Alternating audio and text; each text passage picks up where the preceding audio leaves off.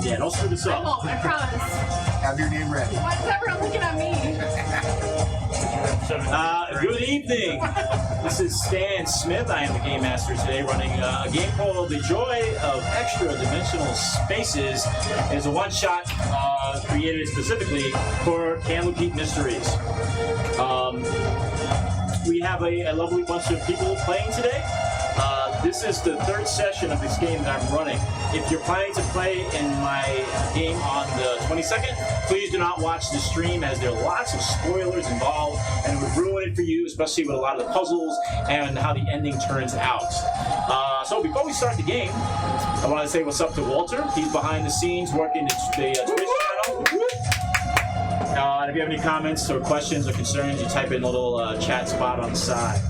With that said, I'm just going to go around the table and introduce the people who are playing today. So, Hi, I'm Olivia. I'm Giovanni. Robert.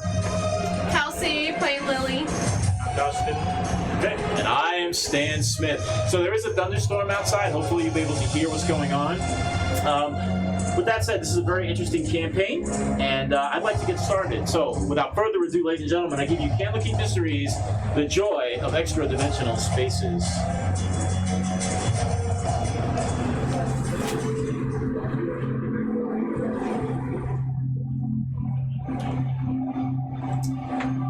So, in the beginning of all that we know, there was a single cosmic event which tore the fabric of space, time, and reality. This singularity had created a bunch of parallel universes and wondrous locations within extra-dimensional spaces. Very few people know of these extra-dimensional spaces, let alone even how to enter them. And those who have do so through magic, science, and some just by plain old luck. Now the question I ask for all of you, so you guys fear what you don't understand? Or will you all find joy in extra-dimensional spaces? I find joy. So our story is going to actually begin in Candlekeep's great library. You've all been invited to Candlekeep by the Avowed. Now the Avowed, these are disciples who vigorously watch over and serve Candlekeep. Some of you are strangers to each other. Some are acquaintances that you just met. But the purpose of your visit to Candlekeep will soon be divulged. You're actually being escorted by an Avowed by the name of Cain. Cain is a very thin, pale-looking, bald man. And Cain is wearing the traditional purple vestments or robes of the Avowed of Candlekeep. He walks in front of all of you with his hands behind his back, leading you to an unknown destination. Other Avowed can be observed walking through the halls, passing all of you, leading other groups of adventurers such as yourselves. Slight eye contact is made as you pass these other parties. You see elves and paladins, you see wizards and dwarves and halflings, all looking at you with the same sort of suspicious look. Why are we all here? And as with most corridors within Candlekeep, these halls are well maintained, free of dust or grime. And you're currently walking down one of the Great Library's northern hallways. The floors consist of fine dwarven stone masoned to perfection. And there's actually a long blue carpet in the center of these hallways that sort of muffles your footsteps here and there as you march down this corridor following Cain the Avowed. To your left in the hallway, magical flames crackle, but they give off no heat. Massive windows spaced out every 10 feet to your left overlook the city of Candlekeep. And above your heads, ornate tapestries hang from these arched ceilings, and they flutter softly by some unknown breeze. The temperature within Candlekeep is actually kind of cool, but the air is dry. The smell in the halls are reminiscent of paper, and ink fills your nostrils every time you take in a breath. You continue this long march to this unknown direction as Cain leads you. His back to you all, he sort of slowly turns his head as he's walking, and he speaks. Before we get to Fustania's collection, I have a very bad lapse of memory. Could you please introduce yourselves once again, as I do not want to offend anyone. Sort of looks over towards you. What's your name and what do you look like? So my name's Kyra. I'm like 5'5" or so. Long platinum blonde hair, tied up in a braid, and I have 2 crossbows at my sides. This is my mini. I don't know if you can see it on the camera. Oh, they can. Okay, cool. Yeah. That's my mini. He has it set up. But yeah, I just look like a normal human. Yeah, so I wear this like long, like tall brimmed hat on the side, so like it kind of hides my face in the shadows. Nice. So that's me. And Kane sort of glances over at you.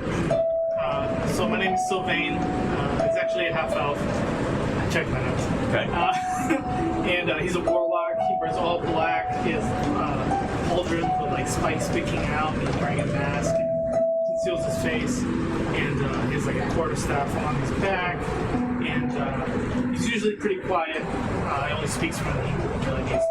Describe the mask on your face. The mask is kind of like it has like red around the eyes.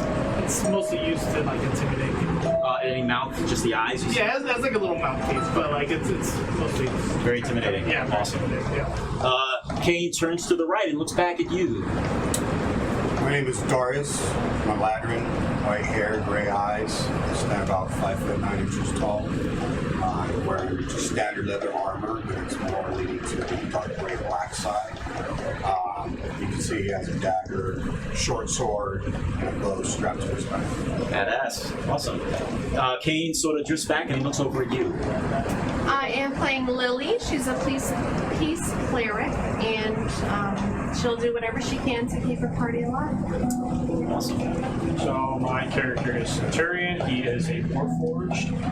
You can see by his color scheme he's gold and silver. He has a shield strapped to his back, light crossbow, and a sword to the side. He also has carved on his chest plate some runes. Okay. Which could come into fruition later. We'll see. So, Kane continues to lead you down this great corridor in Candlekeep. Since we all now know each other, I will inform you why you've been summoned within the great halls of Candlekeep, he says. You're being asked to help us look for a powerful wizard by the name of Matreus, who went missing within our great halls. You see, Matreus the wizard was hired by the people of a town called Mayrin. They asked him to try to stop something that was deep and creeping in the darkness, lurking in a local village named Vermilion. So Matreus heard of extra-dimensional spaces that he can access magical spells, powerful weapons, and wondrous items to help the people of Mayrin. Matreus came to Candlekeep and was granted access to the Fastandia collection, and that is where we are headed. Fastandia was a very powerful sorceress who bequeathed her collection to us upon her death. Matreus knew that Fastandia's books may divulge the location of extra-dimensional doorways that can lead him to those special places where he can find the joy of powerful weapons to help the people of Mayrin. He still walks down this corridor as he continues to talk. My brothers, as they went to go retrieve Matreus, but he was only allowed 2 days within Fastandia's collection, Matreus disappeared within the chamber. And that is why you are all here. He walks to an area and he stops in front of these 2 large doors. We are asking you to help find where Matreus may have disappeared to, as we do not want the word to get out that our clientele that visit Candlekeep disappeared. He goes over to these 2 large wooden doors and he places his hands on these handles and goes to push them open. To the right of these large doors, there's a bronze plaque, and you read the words that say, the Fastandia Collection, donated to Candlekeep upon her death. As Kane pushes open both doors, the hinges make no noise whatsoever. This is a testament to how well and clean and how well they upkeep everything in Candlekeep. He opens the door. You see a modest-sized study filled with all sorts of books. A roaring fireplace. You see magical orbs floating throughout this room, providing light way up in the ceiling. There's also a raised octagonal study in the distance, where there is a large pine desk that sits upon it, and a large chair with leather-backed seats. And there's a smell of pine, paper, and cinnamon upon walking into this large chamber.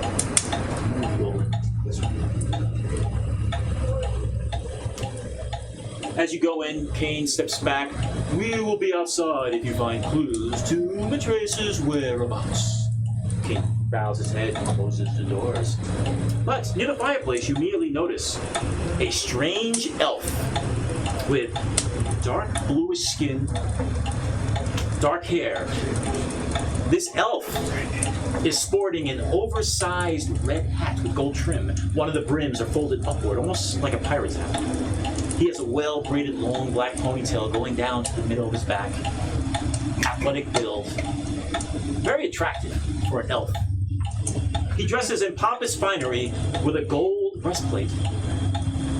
He appears to also be reading a book at the fireplace. And as you walk in, this elf sort of turns and looks to the direction of the entire party. You see the sparkle of the fireplace in this elf's eyes.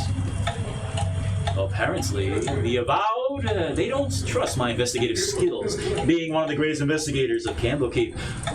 I am Pharrell. He bows his head to the party, and he looks up at all of you sort of strange, and one of his eyebrows go up. He has pompous gold fingers. He has gold caps on his pointy ears.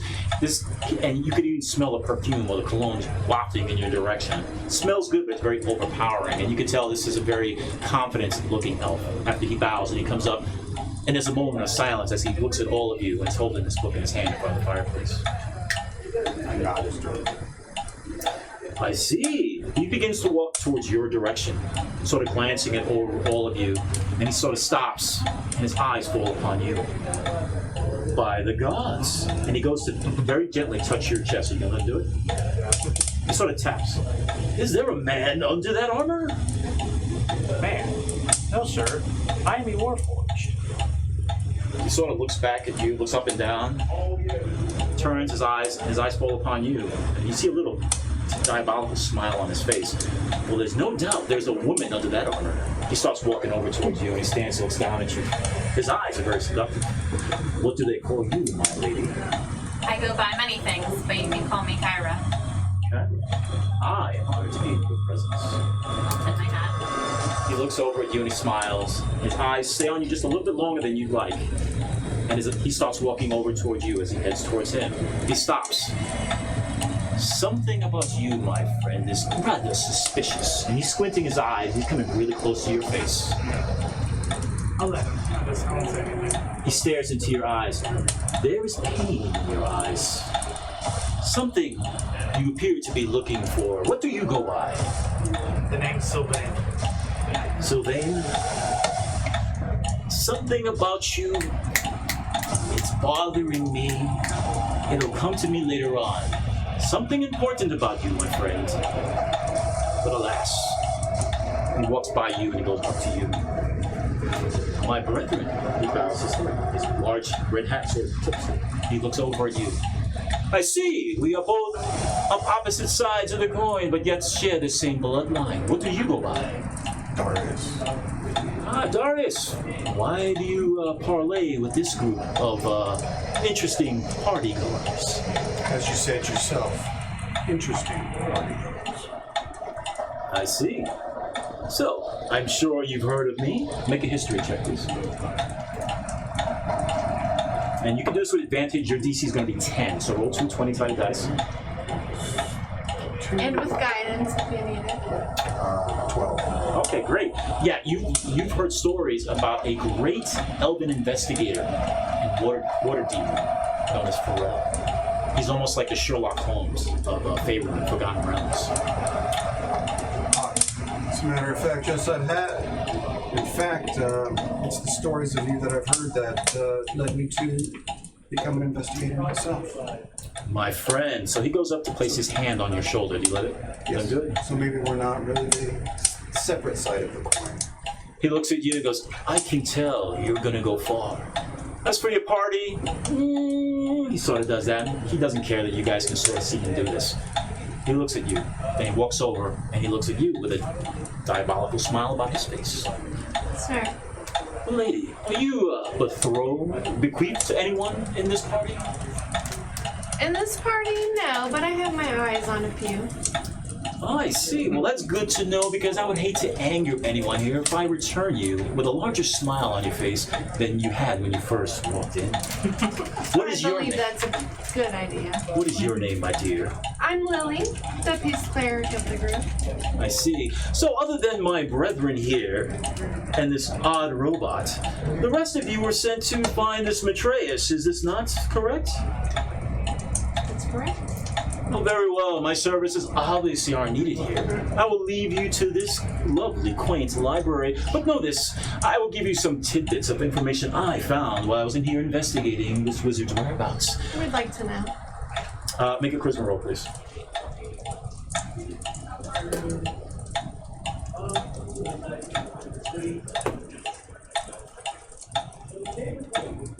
Okay. You say that, he sort of stops in his speech, and the book that he has in his hands, he goes over and he says, you are quite beautiful, my dear, but are you intelligent enough to read? I am. So he walks really close to you and sort of looks down at you with a little grin, and he takes this book that he has in his hands and places it on your chest. You grab it? I do. And he says to you, good girl. He walks back. Now the book you see on the cover, it says The Heavens of Celestia and the Hells of Avernus. As far as Matreus' last physical whereabouts, based on my deductions, is at a desk at that far enclave at the other end of this library. So you look over in the distance and it's this huge octagonal enclave. And it's raised about maybe 4 or 5 feet up, and there's a huge desk with all little trinkets on top. It appears Matreus left some cryptic notes on there. I don't have the time to play with puzzles, so I was looking about the rest of this chamber. The notes are next to a book by the name of The Joy of Extradimensional Spaces. Have any of you heard of this book? Let's make a history check. This is a high roll of 18, please. No. 15. That's an 11. Need some inspiration there, ma'am. 14. Yes. So there's a silence that falls upon all of you. He sort of looks at you kind of perplexed, and he glances over at his brethren. Of course. I see. Well, for the rest of your party who's a little slow on the history lessons, The Joy of Extradimensional Spaces is a book that was written by the great wizard Morden Caden. And for those of you who don't know that person, that great wizard is the greatest wizard of all the Forgotten Realms. And he is known as a planeswalker. There's rumors of Mr. Morden Caden walking through dimensions, creating portals, extra-dimensional doorways, going to and from other worlds. Worldly, more worldly than our own. I've looked through the collection of books in here. There's books about alternate realities, planes of existence, and extra-dimensional spaces. It's obviously that this Postandia was once a powerful sorceress herself who was obsessed with extra-dimensional planes. Hence all the books. But that's neither here nor there. I have better things to do at this juncture, since the Avowed do not trust me to investigate this missing wizard. He sort of smiles, yes. As he's doing his thing and he's preparing to walk away, I want to do an insight check, primarily trying to deduce him saying that he doesn't need to be here and trying to leave if he really has confidence in himself, or he's just trying to pass this off because he has no clue. Okay, make the roll, please. Agreed. Your DC's 12. With guidance of 1d4 if you need it. So +5, which is good because that is 11. Oh, God. So 12. Okay, that's fucking perfect. As he's talking, you see his mouth moving. You hear no words because you're studying him as his eyes are falling upon the rest of the party. You pick up that he obviously knows what happened to the wizard, but he's so pompous and offended that they sent the rest of the party here. He doesn't want to bother giving any information about it.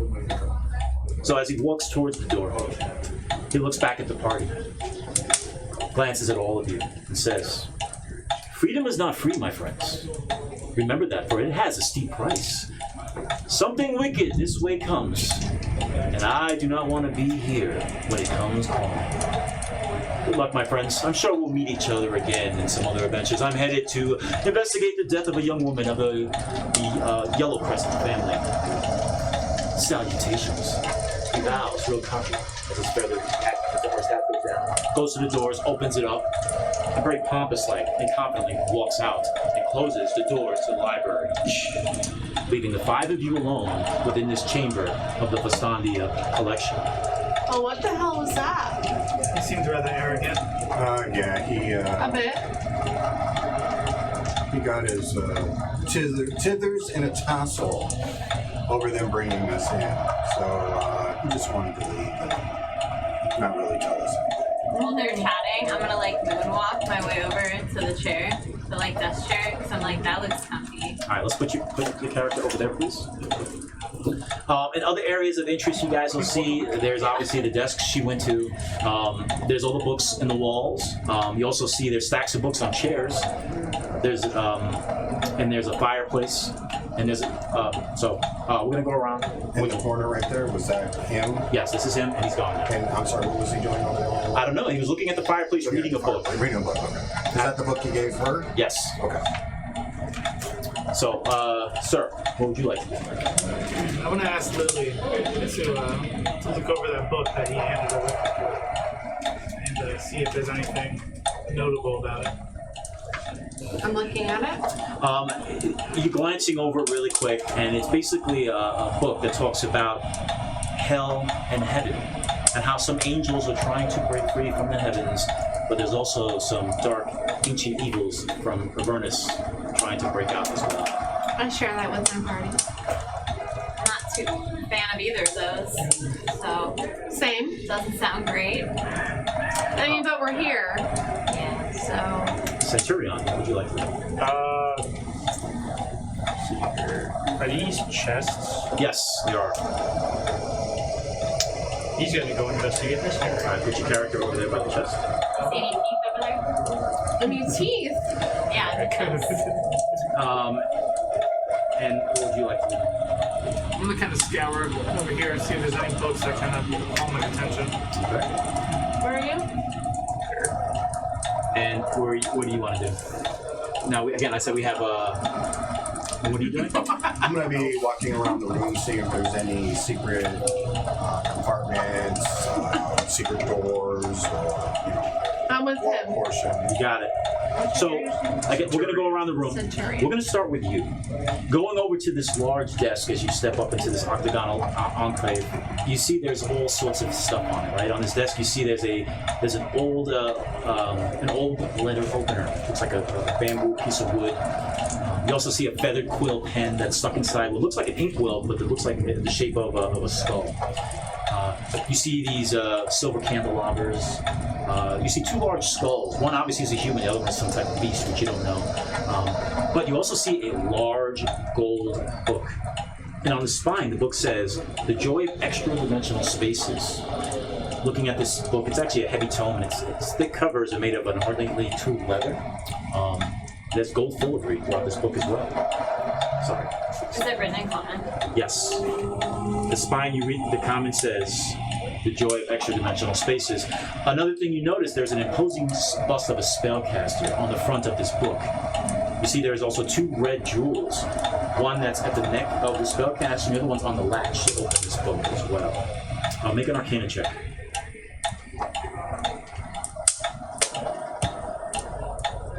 17. Oh, awesome. Based on your Arcana check and your studies in school, that image is of none other than Mordenkainen, the most famous wizard of all of the Forgotten Empires. So, we're going to go next to you. I'm gonna be sitting in the chair because it looks comfy. It is comfy, actually. It looks like I'm surfing it, but I'm sitting. So I'm scouring over here to see if I see any books, anything that calls out my attention. Make an investigation roll, please. We got this. 10. A lot of these books to you, some are different languages, some are talking about the mystic arts of magic. Nothing catches your attention, unfortunately, with that roll. Okay.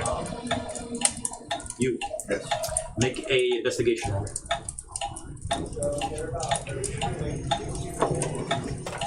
That'll be a 22. Wow.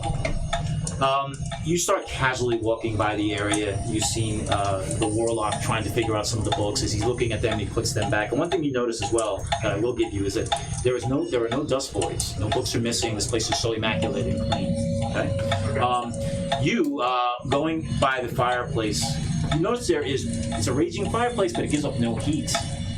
But something catches your attention, and in the flames, you swear you see faces that look like your party in torment. And as you squint to take a double look, nothing, it's just fire.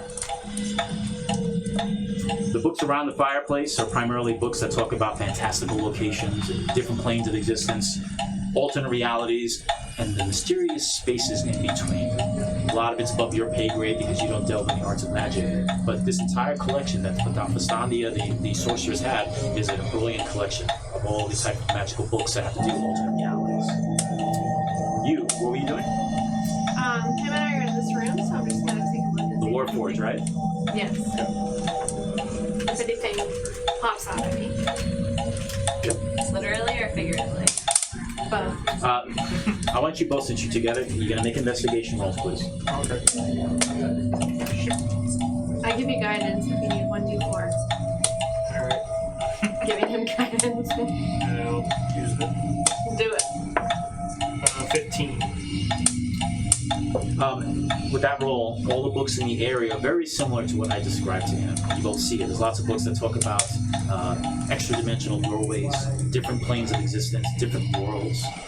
It's obviously Fastandia knew the topic. She did a lot of research on it. Occasionally you see her writings talk about Mordenkainen, the wizard himself. And you also notice that she's also a priestess of Mystra, the goddess of magic. Okay. One thing you see at the desk that catches your attention, and it sort of goes back to what Pharrell said to you, was you find 2 pieces of paper with notes and artwork drawn on it. Can you get those 2 right there? And pass it over to you? It catches your attention as you sit at the desk with your feet up. You sort of pull these papers next to you. You could look at these, and then we'll come back to you and you can share this information. You, sir. Anything else you'd mind with this junction? I'm gonna make my way along this wall here and see if there's anything that kind of pops out. Okay.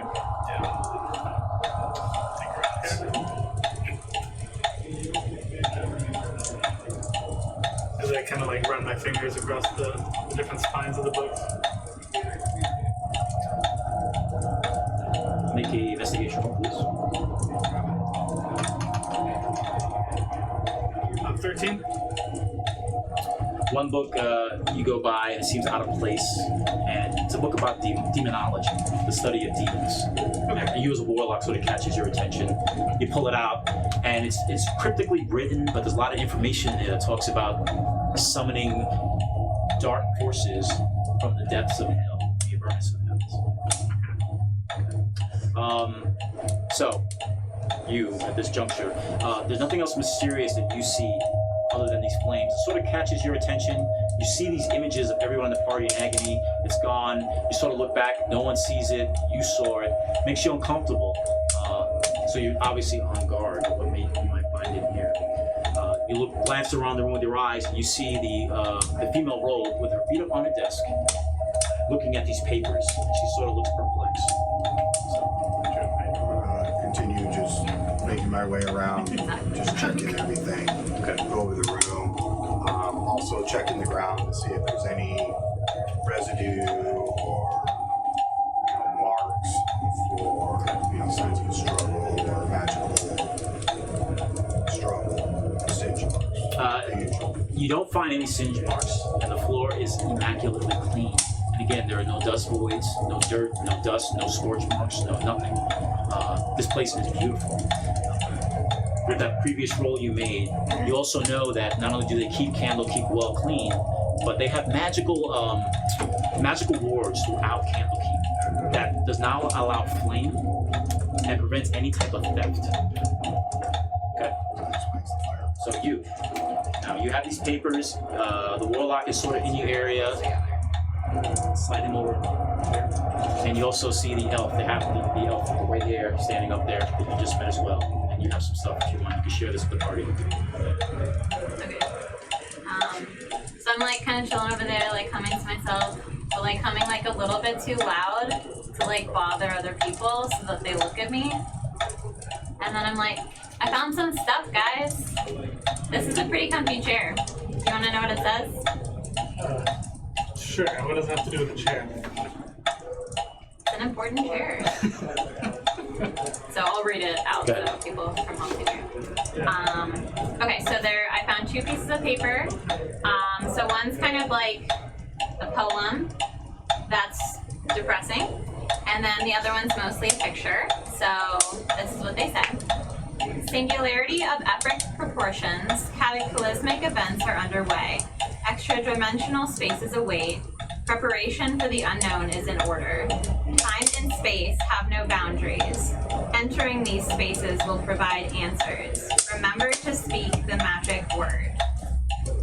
And then the second one says, according to Bistania's notes, speaking the command word will open an extra-dimensional doorway to a magical location within unseen spaces. And you can also share and pass those papers around, you know, to anyone in the party. Does it have what the word is? Did you hear that? Okay, Yes, I you guys both heard You it from do. where you're at. In this area, there's nothing else of value. So if you want to move over to the rest of the party, you can. Something in the chest. Now, the chests are all filled with books over talking about the same topics. I'm trying to like hold the papers up to We the got light everything to we see if need. it's like money, you know, to see if there is something written that we can't see right away. No, there's not. And I'm kind of like, I try to like dip it in the little inkwell, just like a little bit, to see if it It's the same. reacts. No, but it's the same ink that's on there. And in fact, you can tell that that ink is fresh, as if it was recently done within a day or two on those notes. It's interesting that they have an iron in the eye matches in the center. How do I get the link of our stream? There's no the Twitch page, it's on the screen from on the Twitch page. I can send it to you. Thank you. I'm having an issue. So the only clue that you got from Pharrell the elf was that the only last physical place he knows that the Matreus the wizard was at was that desk area. He gestures to us these notes. I'm gonna look around and see if I can find any markings of an eye on anything. There are no markings with an eye whatsoever. So you have these notes, but you all figure that there's possibly something in here. I'm gonna pick up the ink thingy that you write with, Right. whatever that's called, and be like, open sesame. That command word, nothing happens. Darn. Can I investigate this desk and see if there's like some kind of secret compartment or something? You did, and there's nothing. Nothing? Just these notes. Okay. Where's the fire? Sir. Behind- Fire's way over Oh, there. it's over there. Okay. So No, specifically, it was at the desk and Yep. not in this room. nope, it was on the desk. These 2 papers were on the desk with all those weird I mean, skulls. the magician. The magician was last seen in this, yeah. And per Pharrell, the investigator, his last physical location was over there.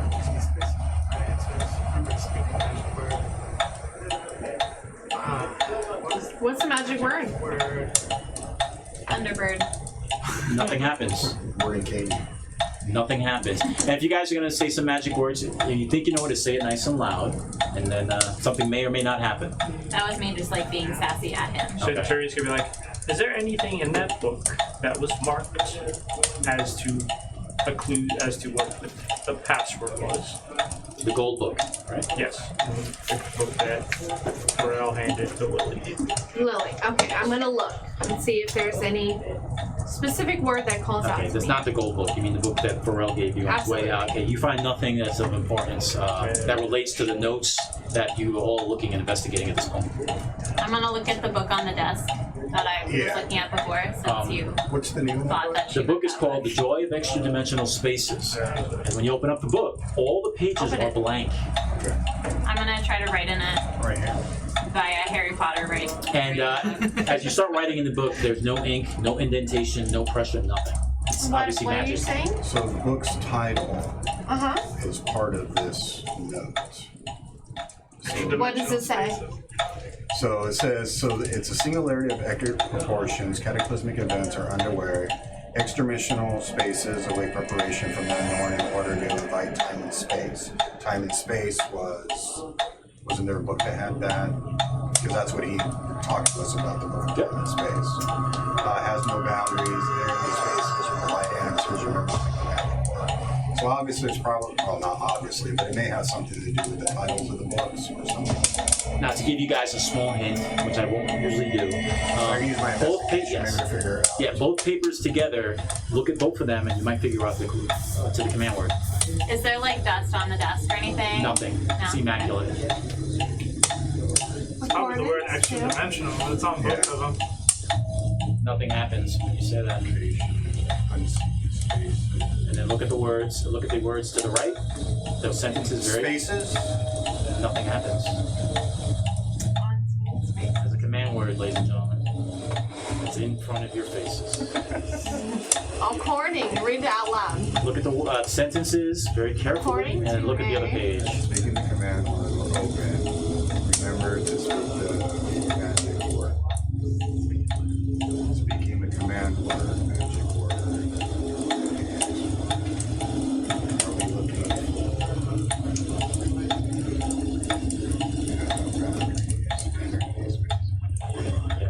Look at the sentences very carefully, and look at the images on the left. Alright, so you got There's an eye in a doorway, a scepter. in a portal.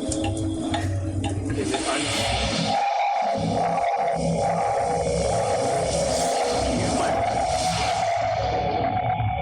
When you say the word scepter, Scepter. I said that as well. yeah, That's okay. suddenly electricity begins to fill the air. The hairs on all your heads and bodies begin to stand upright on its end as magical energy fills this chamber. You see loose papers and light books swirling around the fireplace's hearth. And at that moment, gray bricks begin to manifest in front of the fireplace and stacking one on top of the other. Suddenly, a magical, extra-dimensional doorway appears before you all. Magical lights and orbs pulsate around this brick doorway frame. Within the doorway, you see clouds swirling and light bending. Suddenly, from beyond the doorway, you see a beautiful foyer of some unknown house on the other side. Rippling energy makes the portal appear like a whirlpool on top of water. But something odd begins to happen. Let's make a perception roll around the table, please. Magic number's 15.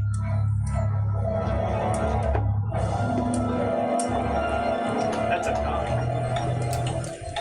18. 11. 17. Nice.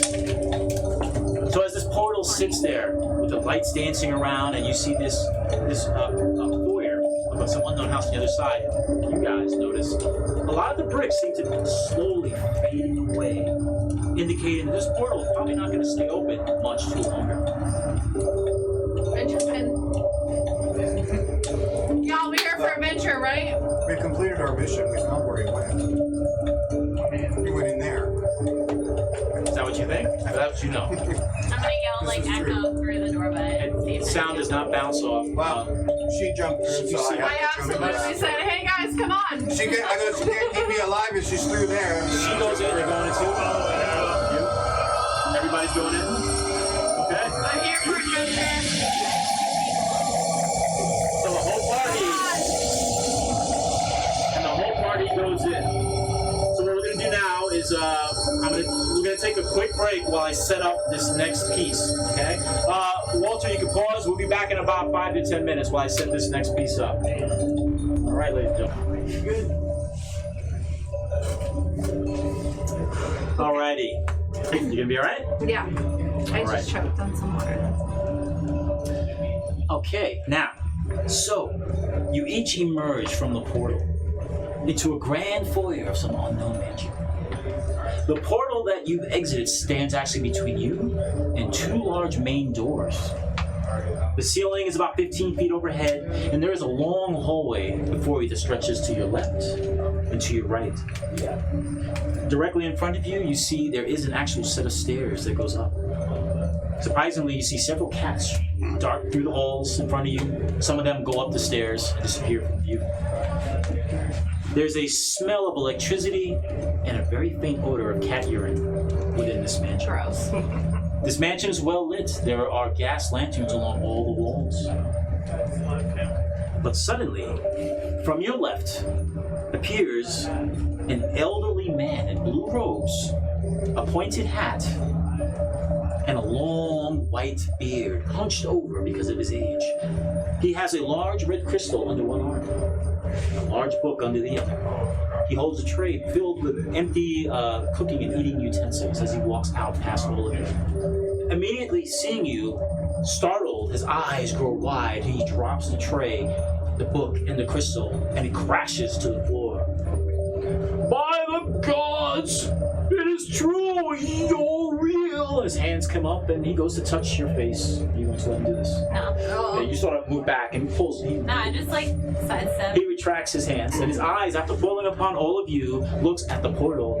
You found the portal!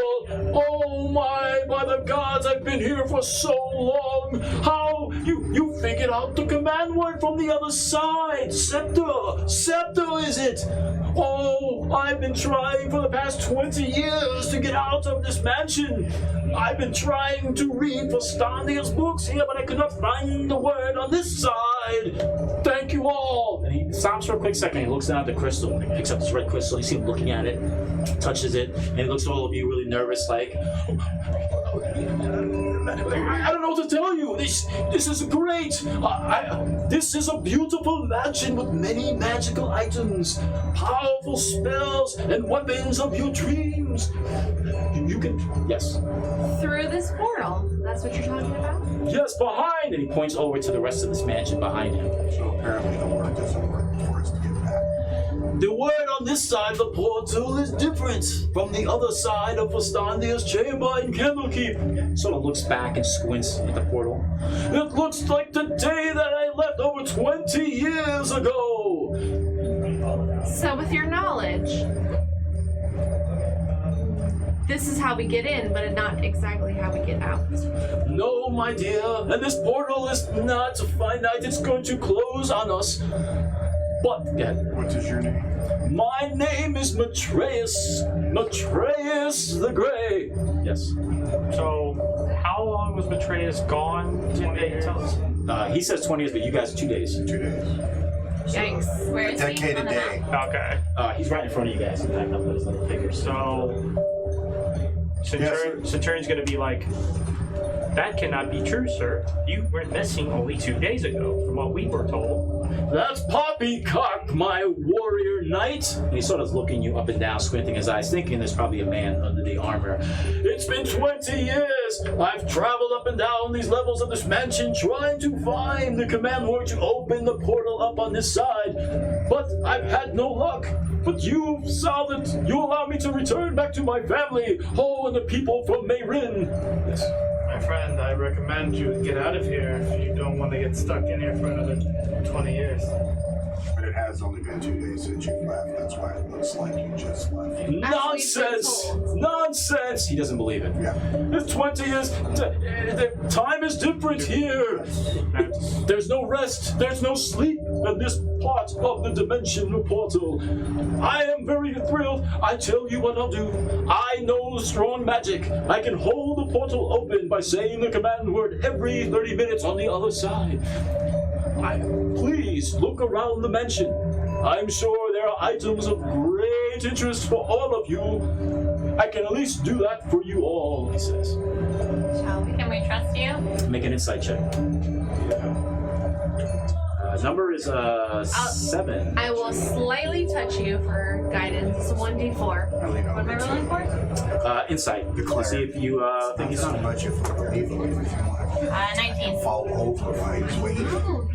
I've only rolled 15 higher. Wow. I think My we lowest can roll. handle it. Even though he seems kind of off kilter, you can tell he's very sincere, very excited that this portal is there. He's actually allowed to leave. So you pick up on that. What is that crystal? one of the many magical items you will find throughout here. My dear elf, you will find something that is destined to bring you greatness. By the way, heed my warning. The house, you must respect all items in the house, but more importantly, on the lower levels, do not enter the room with the red door. Why? Dark evil, young lady, dark evil. Where can we find that door? Within the mansion. And he sort of steps back and he looks around. Since we have the password to get in, why don't we step out, summon the gentleman that hired us, let him know about the password, and let him know that we're going to investigate. So that way there's more than just one person with all of he our knows fates in we're their there. hands. If we're in here for longer, then obviously it'll be 10 years. That's why I said we all exit. Does anybody have like sticky notes? We can just give it to the Any baggage? the guy. That way we have a couple people knowing what's going on here. I can get the avowed for you, my good elf.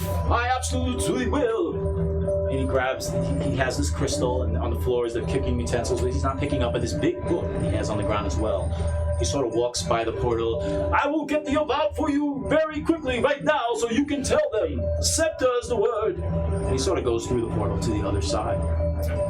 Yes. Oh, yeah, never mind. I was Now remember, time's going to go quicker for us than it is for. That's why I suggested we all step out. Shall we? So I would feel better. at that moment, as he goes through the other side, you sort of see like ripples of water as he steps into the Candlekeep's Fasandia's collection where you guys were at his chamber. You sort of see the backside of him almost look kind of wavy, and you hear the sound of glass shattering on the other side. You hear Maitreya say, "By the gods, you're real! You're real and alive! This is not possible! Oh dear, must have been the shot! Please, no! No!" And he screams really loud. At that moment, you hear a blood-curdling shriek coming from Atreus on the other side. And at that moment, the portal disappears. We didn't see what he was screaming about. He just screamed and No, the portal. The the portal. portal's gone, yeah. And you need him as So we can't turn around. Nope. The portal is completely gone. As you turn around, all you see are these two large mansion doors. I hate it when I'm right. Shit. It's that's quiet. Shall we go? No one likes to know it all. But in the Trust me, quietness, even the know-it-all doesn't like to know it all. as you turn around and see the portal disappear, a warning can be heard throughout the mansion. Was a mistake. This is no house of learning. Just dead. Now it's silence. Now would probably be a good time too. So when we were back in that other room, there was something strange about the not fireplace. I basically saw a vision of all of you guys tied up and writhing in pain. It's just brief. You saw it. Yeah, and then it disappeared. I mean, have you been like drinking? Or are you just seeing things? And kind of that voice jarred my Me? memory. Yes. too? Yes, that'd be good. You didn't think to tell us that before we came through the portal? The voice jarred my memory. A lot has been going on, obviously. So you guys are standing now in this corridor, this foyer. There's dishes and utensils and a large book on the ground. And as you can see, there are multiple doors to the left and to the right, and a flight of stairs that goes up. And I'd he like said, to don't pick go up down, that book right? you dropped. You pick up the book. It's a large blue book, and on the front it says, "From Faerun to Hell and Back Again." You start just brushing through the book, skimming through it, and it talks about a story about a group of brave warriors that vanquished a legendary evil, banishing its soul to the depths of hell. It doesn't really go over the names very clearly of these warriors, but the banished demon does have a name in the book, and it's referred to constantly as He Who Was. I'm gonna try to grab the jewel really quick before anyone else can grab it. The jewel? Oh, he took it with him. That shard he had in his hand. The heroes in this book, are there any descriptors on what they look like? No. Or No, nothing? it's kind of, you're breezing through it right now. No, you can't. And he said, don't go down. You just The said not door's to go behind through the red us. door. The Yeah. main doors are behind you. Yep. Can we open them? Is that what you're trying to do, sir? Yes. I'll touch you to give you guidance. 1d4. This large metallic robot opens the doors. What's What do we behind see? there? Upon opening these doors, you're immediately met Like right now. with the swirling celestial bodies of space and time. The mysterious house is actually completely surrounded by the purple miasma of time and space and reality, vortexes all around. You look down, there's no floor. You look high, there's no sky. And you look straight ahead, there is no horizon. It's almost as if this house is floating in the middle of a purple vortex. And at that moment, my mechanical friend, you feel something you've never felt in your mechanical life. You feel trapped and somewhat forgotten. And you guys see the silhouette of this robot just standing there looking out in his battle armor, and you see the vortex of all these purple planets and stars and swirls. You still see the door? Yeah. Close it. I'm right by him. I touch it. What do you see? What was that? I am not sure. It seemed like it was something, but nothing at all. What? It is very hard to describe. Are we going that direction? I would not recommend it. Oh, I want to keep that book on me, if I could. Okay. So Matreus said when he saw us that we are real. There are heroes here that slain some kind of beast or banished some kind of evil. Do you believe that is a reference to us? I don't see why not. Why else would we be here? And there's nothing else in that book. Nothing else, yeah. It sort of conveniently does not put any names of warriors, and in response, it reads every person as the warrior, this warrior, and that warrior. And the evil darkness that it talks about, the demon, just goes by the name of He Who Was. Shall we? I'm gonna just kind of like pace the hallway and see if I see anything kind of Now in the the door hallway. you opened was Looking to your right, that one, right? you see there are two Turn doors. back. One is ajar right next to the stairwell, and at the far end there's another door that's ajar. To your left, you see three sets of doors, all closed, and there's a set of stairs going up. You look around, you see a cat at the far end, and it goes slinking outside and disappears. I'm gonna pull out my crossbow, but keep it at my side and walk towards the cat. Okay, it went all the way down that corridor outside. Okay, I'm not gonna leave the party and go outside, but I'm gonna stand by the door. Start moving. Put your character in front of that first door that's sort of ajar. Good. That door. Yep, right. As you start making your way down the corridor, on that side of the doorway, you think you hear the sounds of boiling water, cooking utensils moving around. You think you even hear the sound of food being cut and diced. And the door is actually ajar. Can I just like peek my head in but not walk in? Who's this? Me. There it is. Okay, so we'll put you there. What would you like to be doing, sir? She's sort of peeking in that door. I want to assist her with that, just to kind of watch her back as she peeks in, make sure Sure. nothing happens. Good. You, sir. I'm gonna draw my short sword and I'll post up at the corner to your right. Back towards you. He passes over to the right. Back To your right. He's left. That way. Oh, Your her right. that way. My right is There, right there here. you go. He got it. This is me. My right. Yes. Gotcha. Okay, you, Lily.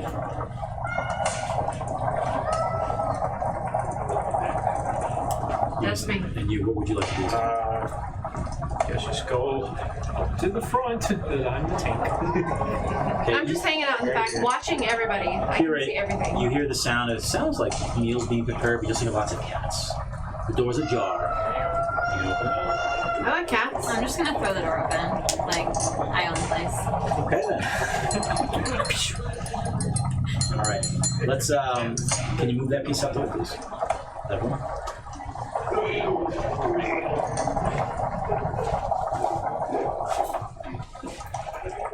Anthony's watching. Michael's watching too.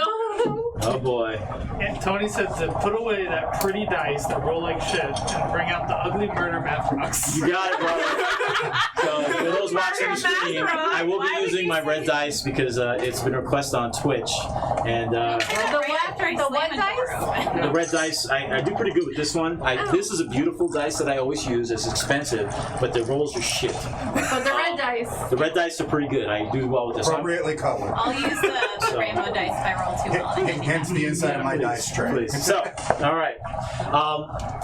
So yes, when you push open the door, you're immediately hit by the aromas of food that permeate into the whole room. The sounds of food being prepared also fills the area. And looking in this large room, you see a large iron stove that takes up one entire wall. And the rest of this room is filled with large tables and racks with hanging pots and pans and other cooking utensils. Everything is sparkling clean in this beautiful kitchen. There are several cats that are moving quietly around. They seem not to be bothered by your presence whatsoever. But at that moment, a small, bat-winged creature flies around the room and lands at a table looking at all of you. It stands about 2 feet tall and is kind of plump, almost like a Pillsbury Doughboy. It's gray, and its face looks like an elephant seal with its large floppy nose hanging down over its mouth. It has 2 beady red pea-sized eyes and a puff of red hair on top of its head. Its wings almost a purplish black, and they appear like bat wings. It's holding a large wooden spoon. And this little creature looks at all of you, jumps off the table and flutters towards you. You're the first one in. The creature looks excited. Oh, how can Kuman help you, friend of Stadia? It says to you. And it's hovering in front of you, this weird-looking bat creature. I just give it like a blank stare, like no response. What the hell? You all are get this up from Stanley. I cook for you all. I cook clean. And he goes over towards you. Men, your armor. The crewman does it all. Please, come. Soup would you like? Yeah. It's cumin, like the spice. Kuman is my name. Soup for you. Now you see this little creature fly over to the stove and grabs like a wooden bowl, takes this large spoon, scoops up some steaming hot liquid and pours it in. Kuman flies over to you, very with a big smile on his face, and gives you this bowl. I love tacos. It's soup for you. Cumin is the taco season. He's watching you very excited with a big smile on his face, almost like a proud parent looking at their child, waiting for you to try this soup. Thank you so much. I try it. And it's probably the best soup you've had in Oh my ages. gosh, it tastes like tacos. Kuman's very happy. Oh boy! Kuman starts flying around and spinning with his little spoon, very excited, and he sort of hovers by all of you. Whatever you need, Kuman will take care of you. You are guessing for Stanley's mansion. Yes, Kuman, yes. what do you look like? It looks like that. I described it. That's what he looks like. Yes. He does. Oh, you're so cute. I asked him, can you make anything useful? Tacos. What do you? Whatever you wish, I can make. It'll take me time to prepare. An acid, a poison, something a little bit more deadly than taco flavored soup. Kuman does not hurt people. Kuman is not a person to hurt people. No. He's adamant. He's not going to hurt anyone. Kuman, how about a tour of the mansion? Very good. Terrible pessimist. I can stay in the kitchen to prepare food now, but later I can give you a tour. Kuman makes good food, but Master Matreus, who's sent here by Pastandia, who can give you a tour? But when Atreus has left. No, Mr. Matreus. Can he try? He's been here for a long time. He's not going anywhere. How long? Time is hard for Kuman to figure out. Do you know where we could find a library or office area? There is many libraries, one on this level. Pastandia has many magical rooms. In fact, Pastandia's main libraries are on this floor. Pastandia, the beautiful sorceress. She enjoys the planetarium above, where she goes to think about her beloved pirate. How many other What? Go ahead. Yeah. Do you know what's behind that red door? Kuman was told not to go into the door. I'm a homaculi. I'm from hell, but not like my brothers and demon. I'm good, Kuman good. So I do not go in the door, Kuman like you all. Do not go into the door of the red. Go in You there. listen then. So what? You listen then. Yes. Yes. How many others are here? Just Kuman. Fastanio is going to try to make another of myself, but she is not here anymore. Kuman thinks she is probably with her love. Who? Fastanio. Who's she? She is Kuman's master. Who's the magic users in this group? Do a arcana check for me, please. It is an 8 or higher since you are magic. 19. You magic also? Oh, perfect. Let's see what she gets. 18. You guys killed it. From what you know about Humoculi, which Cumin is saying that he is, there are two facts. One, a magic user can only have one Humoculi certain at a time. And two, when a spellcaster dies, their Humoculi dies. And if the Humoculi dies, the spellcaster dies. So that's telling you that Vistania may still be alive somewhere. It's like Death Note. Kukumen will make food for you all for free to look around the mansion. Oh, but do not go in and harass the fairies outside. The fairies, they're harmless, but rather mischievous. So do not interact or speak with the fairies outside. Okay, thank you. Cumin, can you give us just a moment? We're gonna talk right outside the door here. Absolutely. I could make you open bread with your soup. And he quickly spins around and starts going to work very happily. And several cats are moving about. There is a bar door to the right that's closed, and there's a door to the back. It appears to be going to a pantry as Kumin is excitingly preparing food for his honored guests. I want to kind of motion for everybody to go out the front door with me really quick. And I want to relay that information about the homunculi.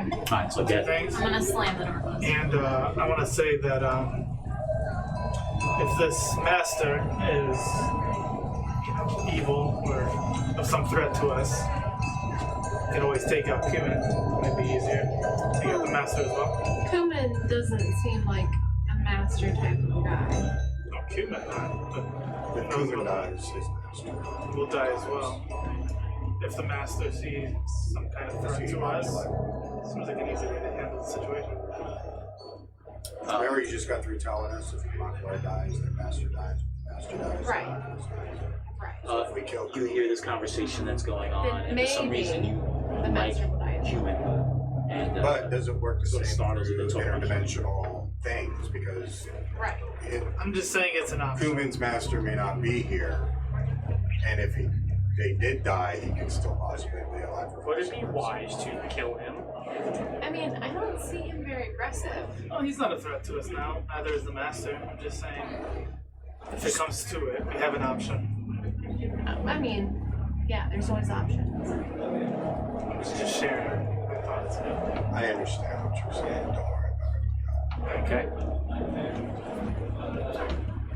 I'm not into mindlessly killing, but It's not what he said. That's not what I'm saying. I mean, that's the vibe I'm getting. You guys gotta speak up. All I'm saying is, if we are put in a corner and we can't get ourselves out, maybe a trump card. I see. Now, please, let's enjoy some soup. Taco flavored soup. Taco flavored soup. Because cumin All is right. the best taco flavor. Let's put everybody back inside the kitchen then, please. Back in the kitchen. So what are these tacos you're talking about? It's supposed to be a cultural thing. Well, we don't have you have ever that had much. cumin? Because it tastes exactly like tacos. And put him by the stove. You are a wealth of information, my lady. As a Right cook, where, I down there. know my seasonings. Yeah. Oh, so you're Right where you not only a healer, but a right there. cook. Absolutely. Very nice, very nice. Many cultures. Of Your mixed game has cultures, especially cultures that use cumin. Lots of tacos. Going back into the room, Cumin is feverishly working at the stove. So he's making this stuff. He glances over, smiles at all of you with his tiny little eyes, and he turns quickly back because he's working on artwork for all of you. And he's cooking and dropping in spices and spinning around and having a good time. We'll be ready. You know, feel free to go into the dining room and relax, or go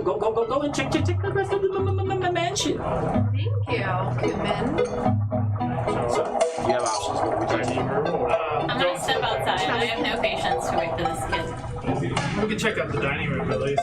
Yeah. Which way is the dining room? I'm lingering I assume behind. it's there. I'm gonna stand in the threshold to leave and look at the rest of my party to see if they're following me. Okay, you look back and no, they're not. They're just still talking into the. So you're gonna separate from. You can separate from the That's party what if we you call like. foreshadowing. That's why I'm in the threshold. I'd say we go Okay, yeah. into So the. she stops. You sort of look back and they're still discussing on what they should be doing. Let's go into the dining room. Yeah, See let's if take a there's look at anything that bar out right here. there. I kind of roll my eyes and I like walk back to them. Okay. So who's going in first? I'll go. The door's unlocked. Can you take that piece off, please? Look, more comfy chairs. Yeah. I say that over my shoulder too. Sorry, what did you say? More comfy chairs. Now, when this They door don't look opens as up, comfy. this dining room, there's large windows at the far wall, and it overlooks an outside flower bed with lots of flowers and trees and plants. You also see numerous glowing fairies going to and fro outside this strange arboretum. Within this dining room where you're at, however, you see there's a chandelier hanging over this large table. You also see that there are 6 matching wooden chairs with scarlet cushioned seats around it. Each of these chairs have really beautiful gold rivets on its sides. There's a 7th broken chair sitting in a corner. Seems off on an angle a little bit, probably poor carpentry skills. And there are tapestries that hang on the walls, and they appear to be of vines and cats. And you notice there are no cats in here. Let's do a perception roll with the party. Anyone gets 15 or higher, please speak up. If not, you guys don't. I'm sorry, what? 15. Perception. 15 perception. Nat 20! Oh, we got our first nat 20! I already got it. Hey. Congrats. All right, well, there you go. We got another nat 20. Geo beat me. Geo? 9. Sir? 14. Okay. The 2 females in the group. One thing you guys notice as you're scanning this dining room, you find lots of claw marks of cats on the bottom of all the chairs' legs. You also see claw marks on the bottom of all the walls of this room.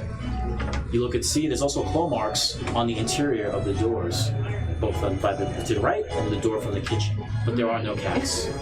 Meow. I literally hate cats. So, I literally love cats. so at this jump, what would you guys like to do? You can go in here and sit down and wait for the food, or you can go in other parts of the mansion. I'm gonna go and I'm gonna sit at the head of the table. Okay, you pull out the chair. Barely makes almost no sound as you sit. Felt probably on the bottom of your watch legs. everyone else. You sit down, and the cushion of the leather is awesome. It almost conforms to your body as you sit. You feel very comfortable. Very comfortable. I'm like really paranoid about all these stupid cat marks.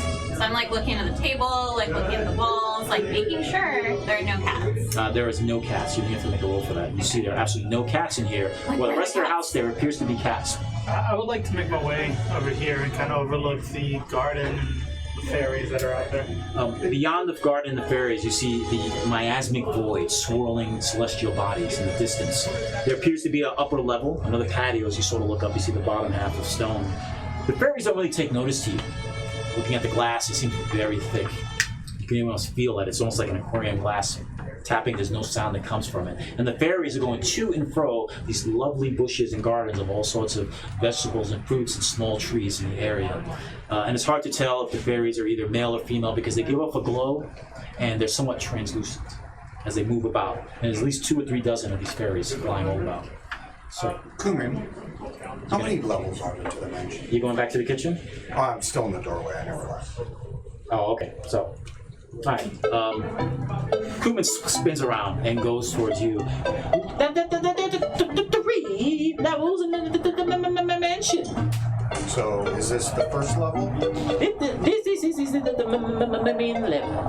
The upper level is for standing level. It's her beautiful bedroom. The planetarium where she disappears every so often. Probably to dream about her cores there. And the third level is... Below. That's where Kuman was born. Thank you, David. Homunculi. Okay. That's a fun word. So we're back in the dining room. You guys are going to all take seats to eat, or so put your character in a chair of your choice, please. I know. I'm at the head of the table. Okay. I'm between two chairs, being indecisive. I'll sit. I'm Queen Bee. I hate cats. I don't want to sit here. Oh, there's no cats in here. I sit at the other end. Yeah, but it looks like there were cats. I sit at the head of the table. Awesome. I'm at the head of the table, sir. All right. But I'm at the tail of the table. He's at the table. As described earlier, when you sit down in these chairs, they're actually well made. Your bodies conform to these awesome leather cushions. It's almost perfect. Kuman starts flying in with a huge tray of food. He's very carefully putting food in front of all of you. And the food he puts down is a large bowl of soup with some fresh spread. After about a good minute of Kuman preparing the food, he sort of goes back. Wait, please, respect the furniture and enjoy the food. He smiles, goes to spin, and goes back to the kitchen, closing the door. So, I'm gonna look at Lily. So, are you feeling anything after eating it earlier? now you feel good. I feel great, actually. I'm really happy to be here. I don't feel anything weird at all. Now the aroma that's hitting all of you is just almost going to knock you out. It's like, wow, you're getting a ratatouille moment. Yeah. You're having some of the best soup. Smells so good. I'm gonna take my mask off and take part of the mask. Okay. So is everyone going to consume? Obviously, you're just going to sit there. Well, no, he can't consume. His eating methods is a little different because he doesn't have a mouth. You just hear noise coming from his thing, sort of like that. How he eats, in the center, there's like a little button kind of thing. He uncorks it like a gas cap of like a lawnmower, just sets it off the side, and then he takes the whole bowl and just goes. Pours it in. Awesome. And then shuts it, and then you hear like a shower. So about 10 minutes have passed, and you all ate this food. It was the best food yet. I'm not gonna eat. Oh, you're not eating. Okay, so you're just staring at the food, glancing around this beautiful ornate table, watching the rest of the party enjoying it, and they are enjoying the food, and you can tell bliss face. They're very happy. Just looking around at the tapestries, even the chairs, you're taking a look at, and you notice that there are beautiful gold rivets on all sides. Instead of normal iron rivets, they're gold. I mean, this room is well made. So, the rest of you finished your foods. It was probably the best soup and bread you've had. Your stomachs are filled. Mm-hmm. You have options. What are you going to do with this table? I'd like to take a look and see if anything stands out at me. Make an investigation.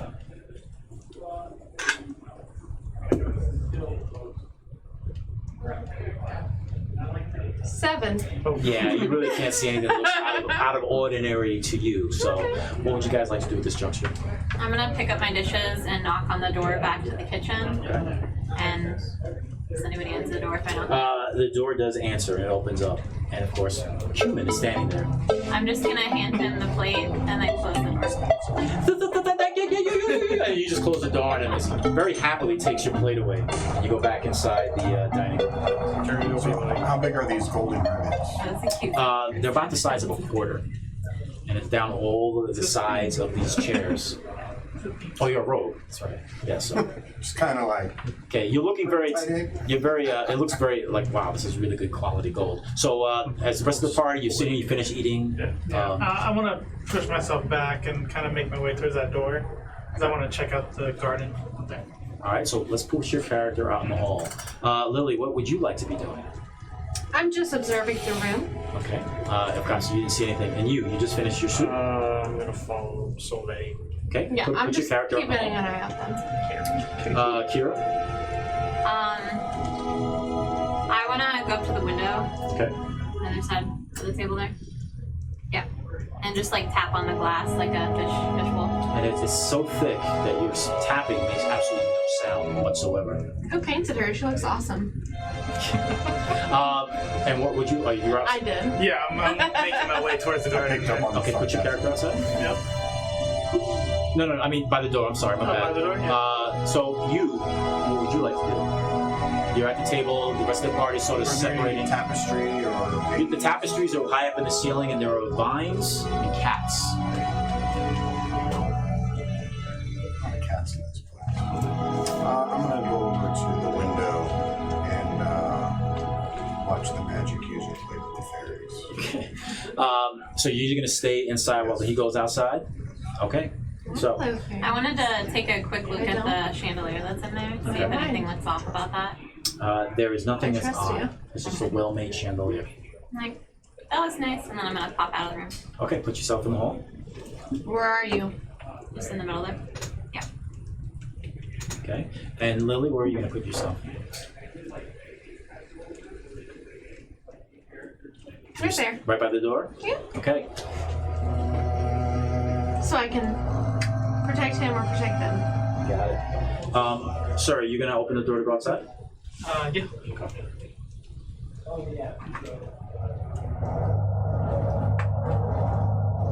Now, this end of the building, it opens up to a large arboretum, as you saw. There are flowers and shrubs everywhere, and trees that are growing in stone potted plants throughout this semicircular patio made of stone. There's no sun. There's the purplish glow that you're getting from the miasma around the mansion. But there are two glowing orbs floating about 15 feet above, close to this upper level. And these glowing orbs, almost like small suns, and they illuminate the area, providing these lights to sustenance, the plants, the sustenance that they need. You do see, however, multiple fairies flying to and fro all of these plants, making weird noises. Their attention looks at you. They seem to be whispering to each other. There's 2 or 3 dozen of them, all small, flying about, and they seem to be chattering. The rest of you in the hall hear the sound more clearly as the door opens up of these fairies. And at one point, it gets quiet, and the fairies stop, and they're hovering in the air, looking at your direction. One fairy calls to you to get your attention. Are you going to look in that direction? Oh. The fairy sort of gestures towards some bushes. There's 4 sets. The third one in the middle. Yep. As he gestures, other fairies fly around those bushes. You see a green sword, a blade, short sword come up. It's beautifully crafted. And there are vines wrapped around it as it's pulling up through the bushes. The other fairies are all around it. A few of them seem to be giggling. I need you to make an insight check, please.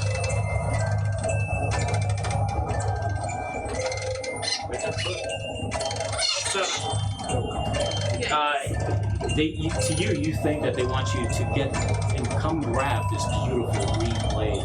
So you see this from the inside, and you see all the fairies. You make an insight check where you're at. You can do this with advantage. Who's this? I'm touching you for guidance if you need 1d4. That stays up regardless for a second. It's like a minute. It's a one-time thing. My goddess is watching out for you. That's going to be 16 plus 5 is 20. Wow. 21. From your angle that you're at, you just see your partner Sylvain sort of squinting, looking over at this blade, and he seems pretty tempted by it. But what you notice that Sylvain didn't pick up on, a lot of the fairies seem to be giggling and smirking, mischievous like they're up to no good, and it makes you uncomfortable for your party. Your member. I'm going to move around up next to, right behind him, Sylvain. Put my hand on his shoulder. Tilt on. Should close the door. The fairies all watching very carefully. With your great insight, you see some of the fairies scowling angrily at you, whispering that to them. You don't think that sword will be useful for a friend here? There are no other doors on this level except the fairies, all these plants, and an awesome emerald green short sword. Fairies aren't aptly named. I'm aware, Looks like a cool sword. You want to get it? but I have no use for it. Were we not told to leave the fairies alone? Now, the fairies seem agitated with your statement and what you're telling him, but that is a nice looking sword. The door is open in towards Yes. us, like I said. I push it. Can I speak to the fairies? Do they like speak common, or Oh, you're going to communicate with them. I was gonna talk to them? With this character outside. As you're explaining, I was gonna be like next to him. I wasn't gonna go in there. okay, he's going to put his hand out to you. What are you going to tell him? These fairies aren't nice. They're trying to make us out. They goaded me. They're trying to goad all of us to go out there. A fairy flies close to the door as you're saying that, so angrily looks at you. I closed the door. Closing the door? Alright. We could talk about this with the door closed. I'm gonna like roll my eyes and flip my hair so it hits him in the face, but not go out the door. Very good. You close the door, and once again, it falls quiet as you stop your party members from going outside to mingle and interact with these fairies. I come from a Fae background. My experience with fairies, they aren't always the nice things that people think they are. I don't. These so in I'll listen to particular, are definitely up to something. Their expressions and stuff that I saw. Do you not think we can handle them? Are you questioning our abilities? No, I'm questioning why should we waste our time. Because there is like a cool sword. You can speak up too. But I already have a sword. Why do I need a new one? I mean, I'll take it. Green goes with my hair. Did I notice anything about the sword? Yeah, I'll tell you what. Do an investigation, a perception roll. If you get 18 or higher, I'll tell you. Okay, perception. Just send Perception her 18 or higher. So that's +3. I got that D4. Mm-hmm. 1d4.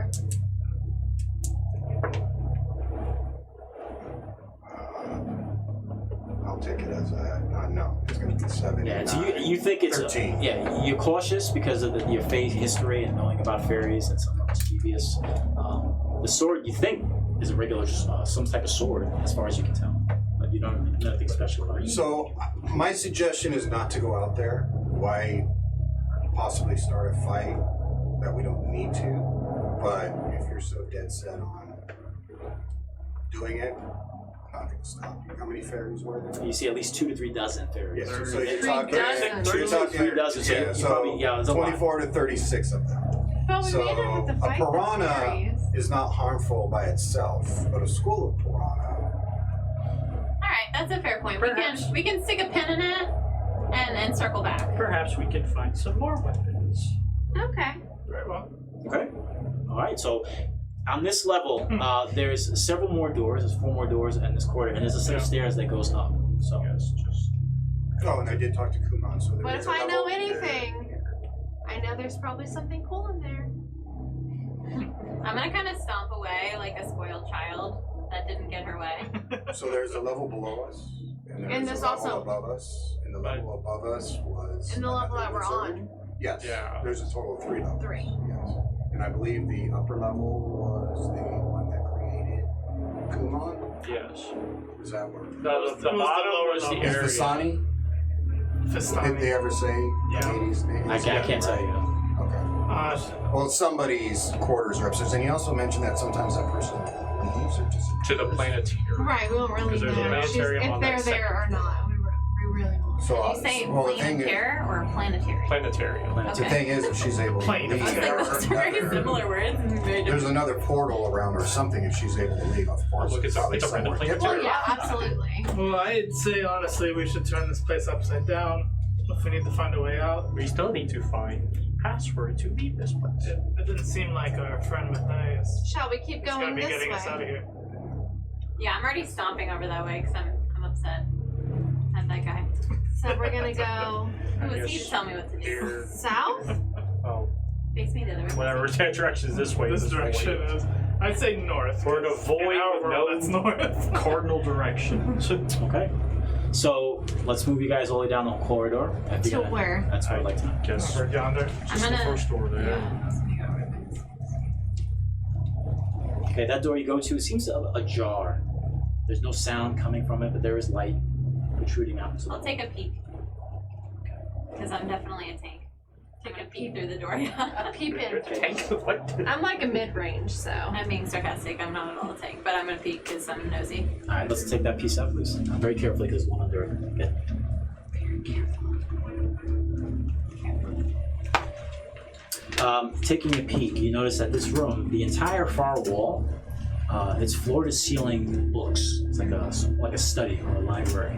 There's even more books resting on several large armchairs throughout this room. You notice there are several unique paintings on the walls, 3 to be exact, and a large fluffy black cat curled up on top of one of the chairs. Other than that, it seems quiet in this room. I pull out my crossbow. No. It's Don't funny. shoot that cat. It's funny when you said that because I was like, let's totally take my bow out of this guy's face. No! Had the cats up in the ceiling. Anyone have like a laser pointer? I'm gonna run up and I'm gonna touch the cat. You're gonna run into the room and touch the cat? Absolutely. Okay. You guys are gonna shoot your crossbows at it. On that one now.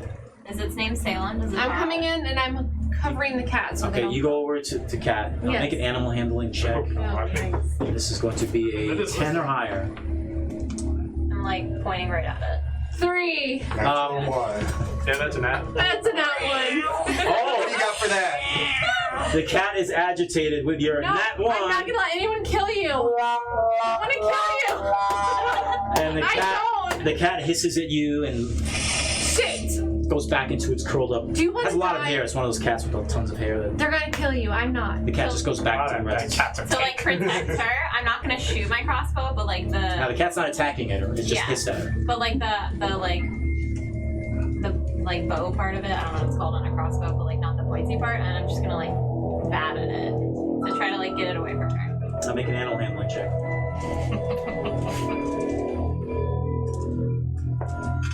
19. Oh, the cat actually gets up and runs out of the room. But underneath the cat, you see a large gold book. This book resembles the Morton Canaan book you saw in Candlekeep. The only difference is it doesn't say the Joy of Extradimensional Spaces on the spine. There's a single letter, the letter I. I'm gonna pick it up. Okay, you pick it up. It's actually a really heavy book. It's about almost 5 pounds. I'm pretty strong. Okay. And it's like the other book. The pages are blank. It looks exactly the same. The only difference is the spine says the letter I. Who makes these books and doesn't even write in them? Sir, what would you like to do? I want to. I see this book, but Yes. that's fine. And it looks like the same exact one I you want to saw. look on the wall and see if there's any other like spots to put the letter I into.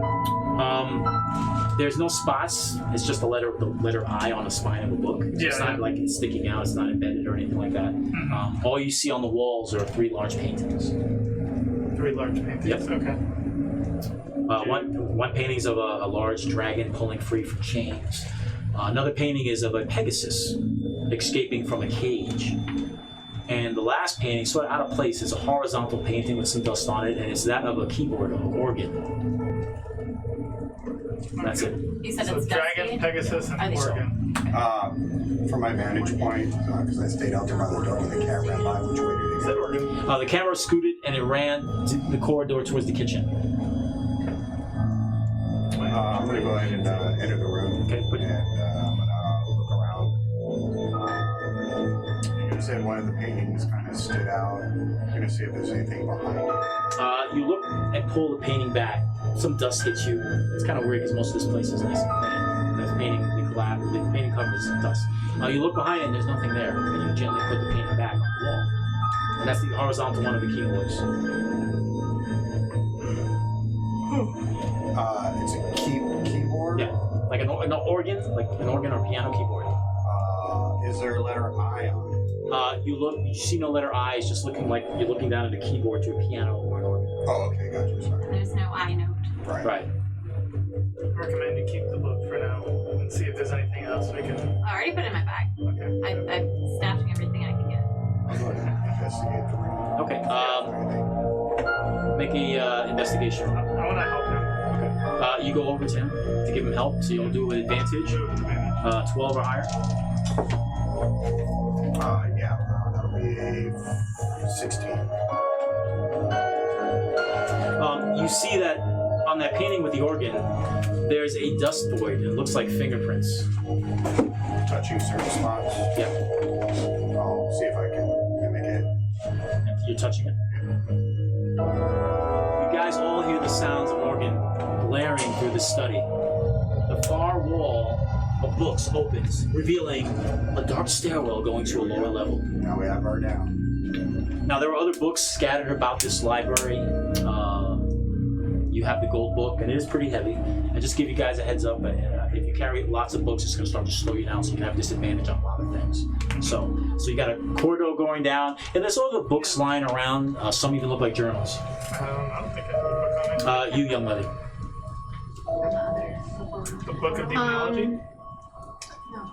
Shall we keep looking at this level, or Yeah, do you guys want to go down?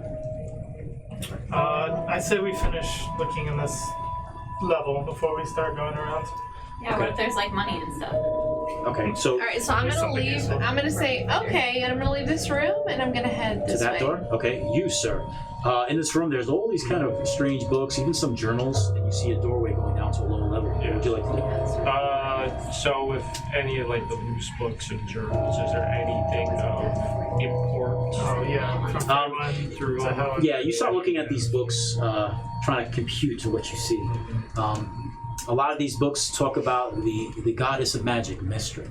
As Fastandia was a priestess of Mystra.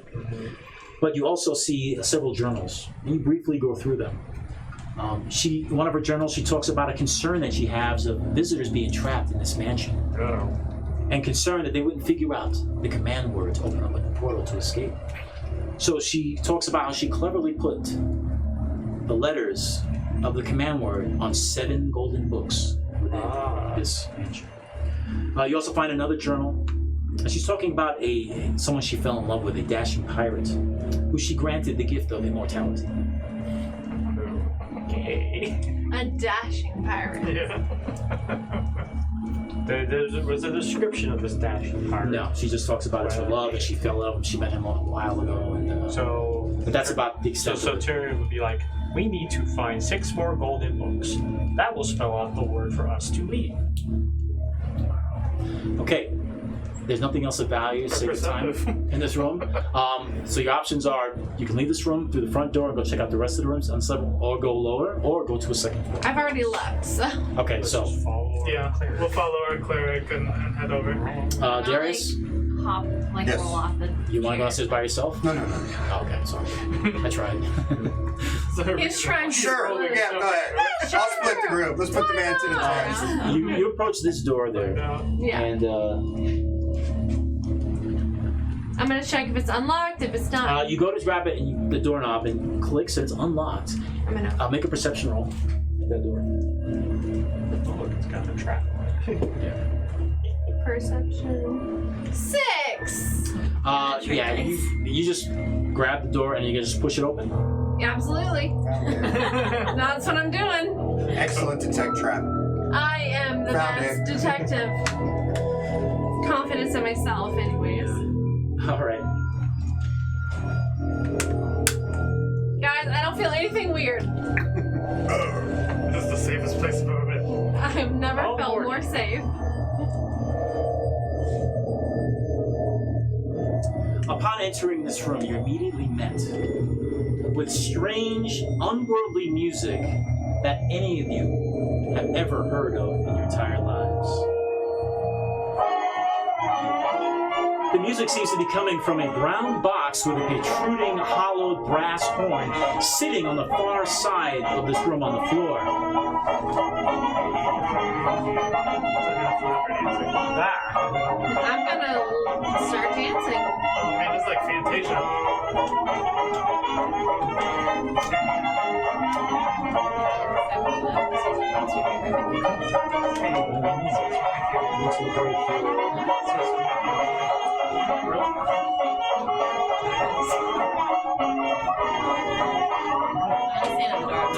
I'm in there. Several large brooms, you guys all notice, seem to be hovering magically in the air, sweeping the floor by some unknown magical force. The area contains a battered wooden mannequin wearing rusted, destroyed armor, and there's actually a weapon rack across from it. The weapon rack has all sorts of holding staffs, some daggers. One staff in particular looks very interesting that has a broken emerald shard on the top of it. Opposite of the mannequin behind it, you also see there's a diagram and drawings of characters doing attack and defense positions. Based on everything you can gather, this room is a training room. There is a bright indigo light that streams across a large window at the far side of the room, and that light is coming from the magma energy, the void outside. At that moment, the music stops.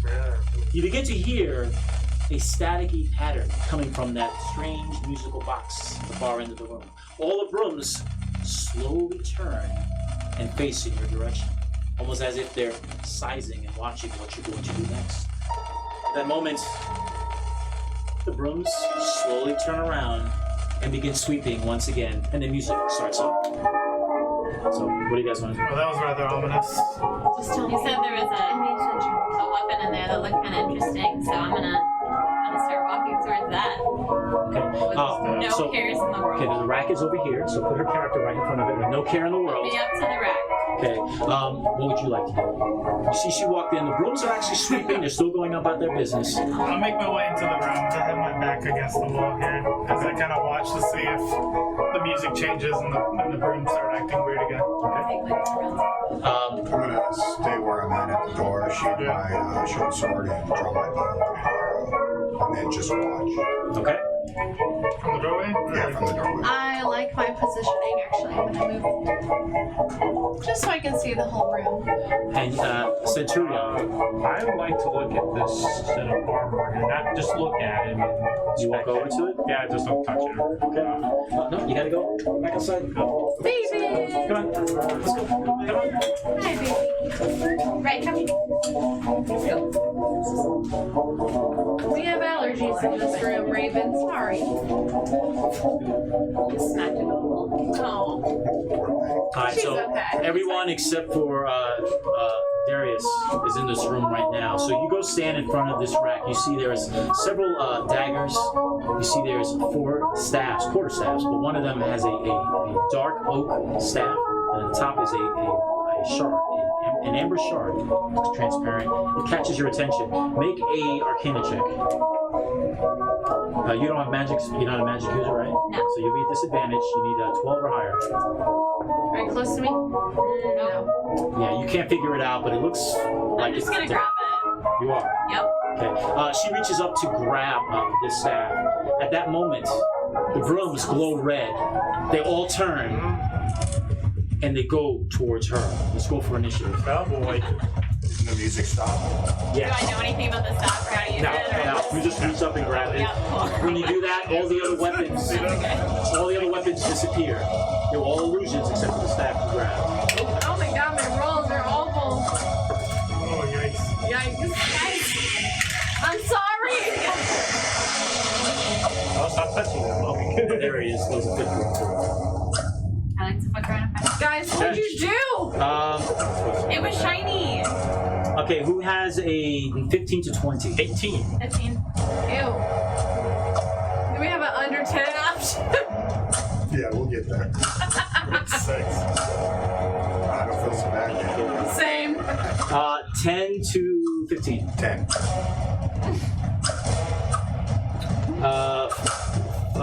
to 10. 8. 6. I'm last, of course, because I suck. Oh, geez, 0's lower than that. 3. You're on more than a 6? Yikes.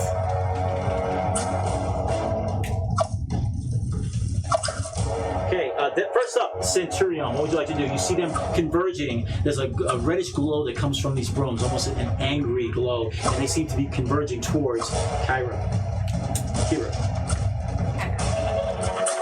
Okay, so I'm surrounded by brooms as well, so I will pull out my longsword and attack number 4 there. Okay, go for it. It's 5. So you can't get outside Nope. of 10 feet. That's a 5 to hit. Yeah, it totally moves out the way, hovers around. You completely miss. Anything else, sir? Go ahead and do both your shots on Bonus actions, movement. My bow says kicking shit now. I'm just gonna Kira, you're up. Okay, I'm gonna pull out my crossbow and we'll just do this one here in front of me. 5.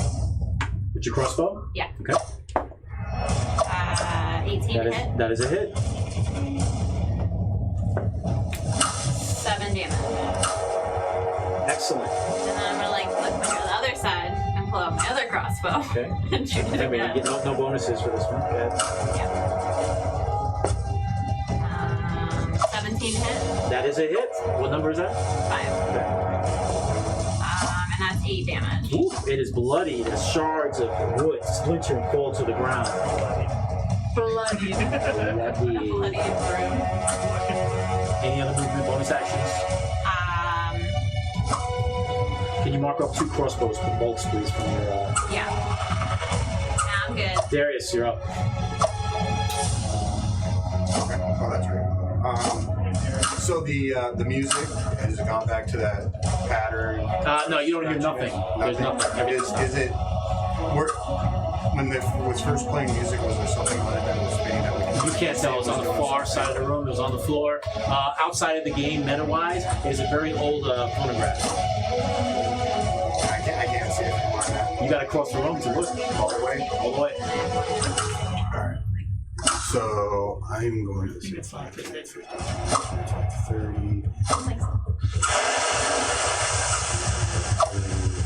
Alright, so I'm gonna move into the room up to there. To here. Right, and then I'm gonna misty step over to here. And then can I say it? Photograph? You do. You look down. There is a round plastic disc that is sitting there. There is this hollowed horn, but it appears to have a small prick point sitting on top of this disc. There's no movement. There is, however, a gold label on the side that says "Property of Hotel Lovecraft, 1920." This is odd that this is here. Okay? And it's not moving? No. Okay, and the misty step was I believe that's a bonus. Yeah. And it's next to me? Yes, you're standing above it. Okay. I'm just going to go ahead and smash it. Okay. Just in case. You go straight up with your weapon. Which are you using? Or my bot. Jump on it. Oh, you jump on it? Big? No, it's a small. It's a monster. Yeah, I'll just... Pit drop. Yeah. Okay, it shatters into pieces. The horn rolls to the ground. Nothing else happens. Okay. That's what I got. Next up is Lily. I'm going to, in that room, ask for a dex saving throw, please.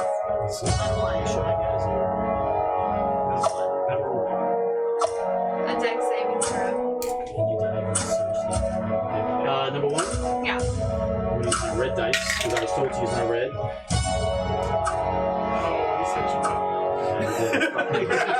A 3. Oh God. So that is, oh, yikes. 4 points of radiant damage. You do some damage, but not much. Not too much. Not much, but some is good. Some is better than none. All right. Any other bonus actions, movement on your part? No, I like where I am. Okay. It's Elaine. Alright, so Lane's gonna take a step here. And this one looks pretty damaged, the one that she's been hitting. Yeah, you can see that. For, I can't see that. 5. For 5. I'm just gonna charge up energy in my arm and fire an Eldritch Blast. Go for it.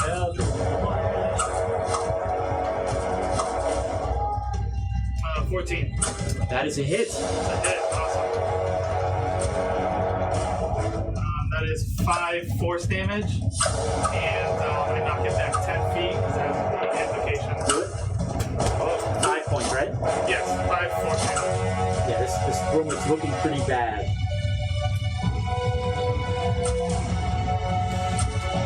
Okay. And Trying to roll the 1. that's the end of my turn. All right. And now it's the broom's turns. Number 1 is going to next turn is going to swinging for your head, young lady. Make it so. Mine? Hers You're not even here. Oh, you're right. does a 7 hit. It misses. That would be embarrassing. This one comes back over here and goes to attack you. Do I get an attack? No, this one's coming for you. Does a 14 hit. Misses. This one comes over here to attack.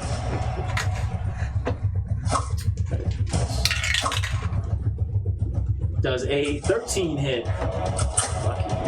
And this one, will you fight? I was fighting number 4. So I'll let you get a free opportunity attack at number 4 since you're engaged. That is a hit. That is 12 points of Nice, it's bloody. Okay. And number 2 comes over here to attack. So let's see, the first 3 miss, number 2 comes at you.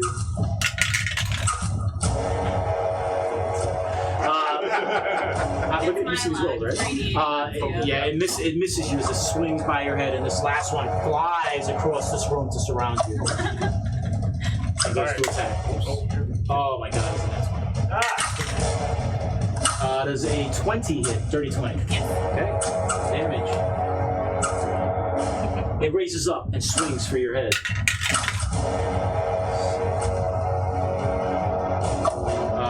9 points of bludgeoning damage as you get cracked. You good? Centurion, So we cast Fireball now. you're up. Alright, well. They're all surrounded. So I will attack this one, number 2, since it's right in front of me. Go for it. 15 That is a hit. 8 points of slashing damage. Number 2, right? Yes. Okay, that's a good hit. Yeah, action surge. You're gonna waste it right away? This early? Waste it! I mean, No, I'm happy with it. You know what I do now because there's a lot more rooms to look. I know. Go for it. 16. That is a hit. 8 points of slashing damage. Number 2 is 8. It's bloody. Good job, man. You said 8? Yes, correct. Okay, anything else? No, I'm gonna stay where I'm at. All right. It's probably a short rest. Kira. Short rest. Short rest. Kira, you okay over there? You look surrounded. I like kind of grimace, and I'm like, Okay, I'm watching you. All right, you're up. I'm gonna shoot. These brooms are all flying around, swinging at your head. I mean, I don't really have a choice here. I'm gonna shoot at 5. Okay, the staff you have is on the ground, lying at your feet because you had your crossbow out. Yeah. Number 5, go for it. 19 hit. That is a hit. 7 points of damage. It shatters in pieces. Number 5 is gone. And then I'm gonna hit 4 as a bonus action. 14. There's no bonuses. That's my 2 feet. Oh, is it your feet? Okay. That is a hit. 8 points of damage. And that, number 4, shatters and falls to the ground.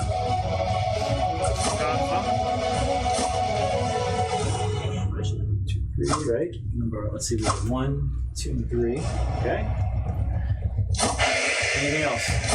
And I just stand there and I'm like, Okay, Darius, you're up. That's what you like? I'm going to shoot the one in front of the Warforged. Okay.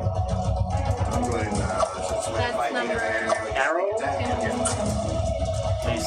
Okay, I'll do my sneak attack. Number 2. So that's going to be a 24. Jesus Christ. That's a hit. Yeah, stop it. Stop it. 5, 6, 8 points of damage. And it shatters to pieces and falls. Good shot. So number 3, 2 is gone. And then for my movement, I'm going to move all the way across to the other corner. Yeah. Thank you, sir. Lily. I'm gonna attack this room. Go for it. With what? Sacred Flame, so dex saving throw, please. Third, up 12. Nat 20. What? I'm not gonna do this off, but I'll do it anyway. Ah, Nothing happens. I missed completely. Yes, finally, shit. Next up is Sylvain. Well, I'd rather have his nat 20. I'm gonna position myself here. I'm Absolutely. gonna fire an Eldritch Blast I'll at number take it. 3. Okay. And let's see, 10. Is that it? It misses. Shells off into the distance. 5. And that's it. I'm staying there. Creatures. Number 1 is going to attack her. 17. It hits right at your head. 3, 2, 5 points of bludgeoning damage. You get hit. That was number 1, was it? Now number 3. Does a 13 hit. Misses your head. Top of the order, Centurion. Alright, I will go to worth it. number 3 here. Natural 20.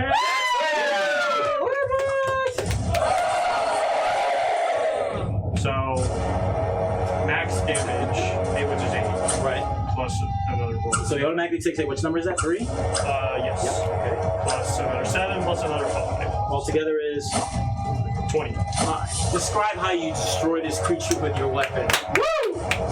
Basically, I just want to slice it like sort of like down the middle of the broom. And two pieces just split apart. That's awesome. Perfectly. Number 3 is gone. There is one left. Yep, there is only number 1. Make it so, number 1. And then make it number 1. All right, next up is going to be Kira. Who started this whole thing? I'm gonna flip my hair the other side because apparently that's what I do this game. And shoot a crossbow bolt at it. 13 to hit. That is a hit. 6 points of damage. Okay, it's bloody. And then I'm gonna reload and shoot Shoot him again. him again. That is a hit. Really, 23. 8. And you hit is badly damaged. How many arrows did you shoot already, or bolts? 4. 4? I was conserve ammo. And how many do you have now left? I think I had 50, so Oh, 50? plenty. Yeah. So you're good. So you're at 44, 46. Oh, math. Darius, Hashtag math. can you end this madness? I will try. So for movement, is the diagonals plus Yes, 5? yes. Okay. So it'd be 5, 15, 20, 30, 25, 30. Well, you can do that. So that'd be 5. Yeah, okay. Well, I didn't. I Yeah, just so wanted to know it's- that. Okay. And then I'll shoot my bow. Plus 5. No, 9. I did not. A 9. And you miss badly. Nine. Sails off into the distance. Next up is Lily. I'll shoot my crossbow. Taking it out, going for number 1, go for it. Nice. 13. It goes, 13 is a hit! Okay. Wow. Well, it fell out of my hand, so I'll take it. 9 points of damage. What? You hear the a hiss from the broom, and it falls silent to the floor, and all the brooms are destroyed. Got him. Hey. Got that fucking broom, I'm guys. gonna grab the pole thing and be like, well, that was fun. And Guys, start what to the walk hell out. was that? Okay, you failed the Arcana check, right? So Yeah. Yeah, You I don't know have- what it is. I'm just, You're it's just holding fun. it? Okay. It's great. put down a black quarterstaff on your notes with a. I was just gonna give it to him. Okay. So put her outside into the hall. No. Can I pick up the bolts before I leave? Yes, you're gonna. The way I'm gonna do it is every arrow or bolt you guys shoot, you get half back. Okay, So you so get two half back. back, right? Okay. Yes. So, since the Actually- brooms are now gone. I think Is I there got anything six. special Just about put the it down. armor It's fine. there? Whatever. The armor is just used to. By looking at this room, Pastandia probably used this to practice her attacks with her magic. That's why there's scorched really willing. floors, daggers, and quarter staves. The armor is so badly destroyed, it's worthless. So I'm gonna, when I threw that, like picked up the thing, I'm gonna walk towards the door and then like kind of throw it and be like, here, catch. Everyone's You? feeling Yeah, okay. I catch it. I don't know. Everyone's Make feeling an Arcana okay. check, please. 12 I did or not higher. suffer damage at all. That's Perfect, nice. robot, sir. 12. No shit, really? Yeah, Motherfucker. exactly 12. The staff, you look at it, and the etchings and the writings. It is a staff of trimmers. Okay. Okay. Now this is what this does is you can only use it once per day. When you slam it on the ground, all adjacent creatures around you or players have to make a dexterity saving throw of 10. Okay. If they fail, all those creatures that fell fall prone. And the next turn they'll have disadvantage, and whoever's standing around them will get advantage to attack. Okay, so staff of tremors. Right. All people within what range of me? Adjacent to you, so any squares next to you. Okay. Can I use a potion right now? I'm asking. Yeah. I have do you want to use your potion? Or do you need some lovin'? So I mean, I feel like this is a what would you little like to do with fight. this We should save your spells for later. The rec- Well, I'm going to go back to the record player. the healer's kit. I have And 10 the, charges, so The label. if you Okay. need Is that like actual How much healing gold or is is it just 2 it is 2d6 actual like a plus 4. brass. brass? Brass, right? Yeah. I'm going to go in. hey, you just don't hawk it for sure. Okay. We're gonna say the value of that is 10 copper. That's fine. I just- And again, the etching on it says property of Hotel Lovecraft 19. 10. yeah, I love Cthulhu memorabilia. You're welcome. Okay, so yeah, so My character doesn't realize you that, take but that. I do. This might be more helpful for but you. your character's What, trying to have a hard time No, the staff. staff. comprehending Knock everything around, what this device around is you? Right. and how I it got can't use here. that magic. What I'm going to do okay. is I'm going to take out my journal, and I'm actually going to sketch it into my journal, Probably better and for then them. just put it away. Okay, Doesn't cool. really do so much for me. What do you need? All right. The staff, it might not be very helpful There's for me. nothing else No. in here, so I There's- guess. To sake of time, there's nothing else of value in this room. Okay. Yeah, I guess we will leave and move on to the It final hits room everybody around me, and if on a fail, they get knocked of down. this level. It's a 10. Yeah, let's take a D10. But I shouldn't be with the melee range anyways. But with my channel divinity, Yeah, I should be melee range. that's what I'm saying. It'd be better to give it to you. Okay. What is it? Staff of Tremors. I'll copy and paste into it too. Okay, that was fun, guys. What else is here? That's man. Not stag. Stab. Do you think that we can? It's cold. Do you think that we should make our way back out there? Do you guys not think we can handle To those the fairies? Well, I mean, we have another room this way. Okay. I can handle anything. I don't know what you're talking about. Love the confidence. Same. So let's put everybody out in the hall. I was built different. Switch back to my short sword. All creatures adjacent to me make a save. If they fail, they are knocked down. What kind of save? What kind of save was that? The staff of tremors. Yeah. Dexterity. A deck save. And then, 10. yeah. And they take a D10 of damage, I think it was. No, they fall No, prone. they're just Oh, they just fall prone. Okay, so yeah, there you go. It's like everyone just falls to the ground around you. Alright, got it. Yeah, so Thanks. You're welcome. All right, so we have options. You have 2 doors over here, or you can go upstairs, down, or up. away from me. Guess we'll just go to I feel like Don't that was turn around, great. and then- She gave me 10 packs of is it alcohol. unlocked? Here's a stick. Just to give the party, Centurion went walking past all you guys to the door. He's checking to see I'm if right it's behind unlocked. you. The door is unlocked. I will open it, but stand back a bit. I'm not gonna open this one. Oh, before we move on, can we take a short rest? Yes, let's take a short rest. Yep. Oh, yeah, I get my. Oh no. In the game, you mean? Yes. Oh, there is no short rest. Well, we're screwed. There is no long rest. Even Matreus warned that when he Uh-oh. first at the beginning of the game. We're screwed. Time is What do you different need? here. What That's do what you he need? said. I'd like to get my Misty Step back. Yeah, so that. Oh, Misty Step. So okay. Matreus sort of mentioned that earlier. Time is different here. He had no rest, no time to sleep. He even sort of hinted to that at the beginning. Yeah. Yikes, I better not cast So- anything then. You better hold that shit. You know? I get 2 spell slots. Yeah. Right. That's why I have a healer feat. Yay! Do I get to do my crossbow twice again with actions? You only Staff get 1 of bonus Tremors. action. If you do the other one, you get 2 actions. Adjacent to me, so attack, within 5 bonus feet? Yeah, any square around you. Yes, right. Any square around you. So wherever your character is, it's like you're slamming on the ground and everything around you just falls You're over. doing that gowned off, none shall pass. Yes, basically that's what it None is. shall not pass. The only shitty thing for you is if you do that, you're going to be surrounded. If you That's run out. okay. Okay. All right. So, opening can this be door, surrounded. Centurion, you see that there are tall shelves stacked with books lining all the walls. Okay. You also see there's 2 more shelves in the middle of this library type room, and there's a 15-foot space between both of these shelves. Diverse stacks of books are piled throughout this entire library, and some books are as small as a notepad, others are as large as a gate. There are several reading desks with cozy scarlet chairs in the corners, and the smell of paper and cats are strong in this room. At that moment, to the left and to the right of you, 2 massive books slowly float by the door, opened up, almost as if to watch what you're doing. What color are they? He sees this. What color are they? Another one comes around this side over here. Oh, well, What are they made Another of? one Are here. they cold? Do they have letters on them? One. And finally, one slowly floats down to this part of the Do I room. like them? These books seem animated, and they're slowly hovering, the pages occasionally opening and closing, as they're watching you as you're watching them. So the rest of you see Centurion standing to this doorway, looking in, sort of frozen. What would you like to see? There appear to be some floating books in this room. Floating books. Are they like gold and have letters on them? This is me, I'm right behind you. Yeah, what color? They look just regular brown books. Yeah. They do not appear to be golden, but they appear to have writing. Are they picture books? No, they're just words.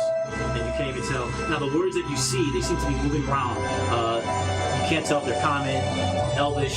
The words are just constantly moving.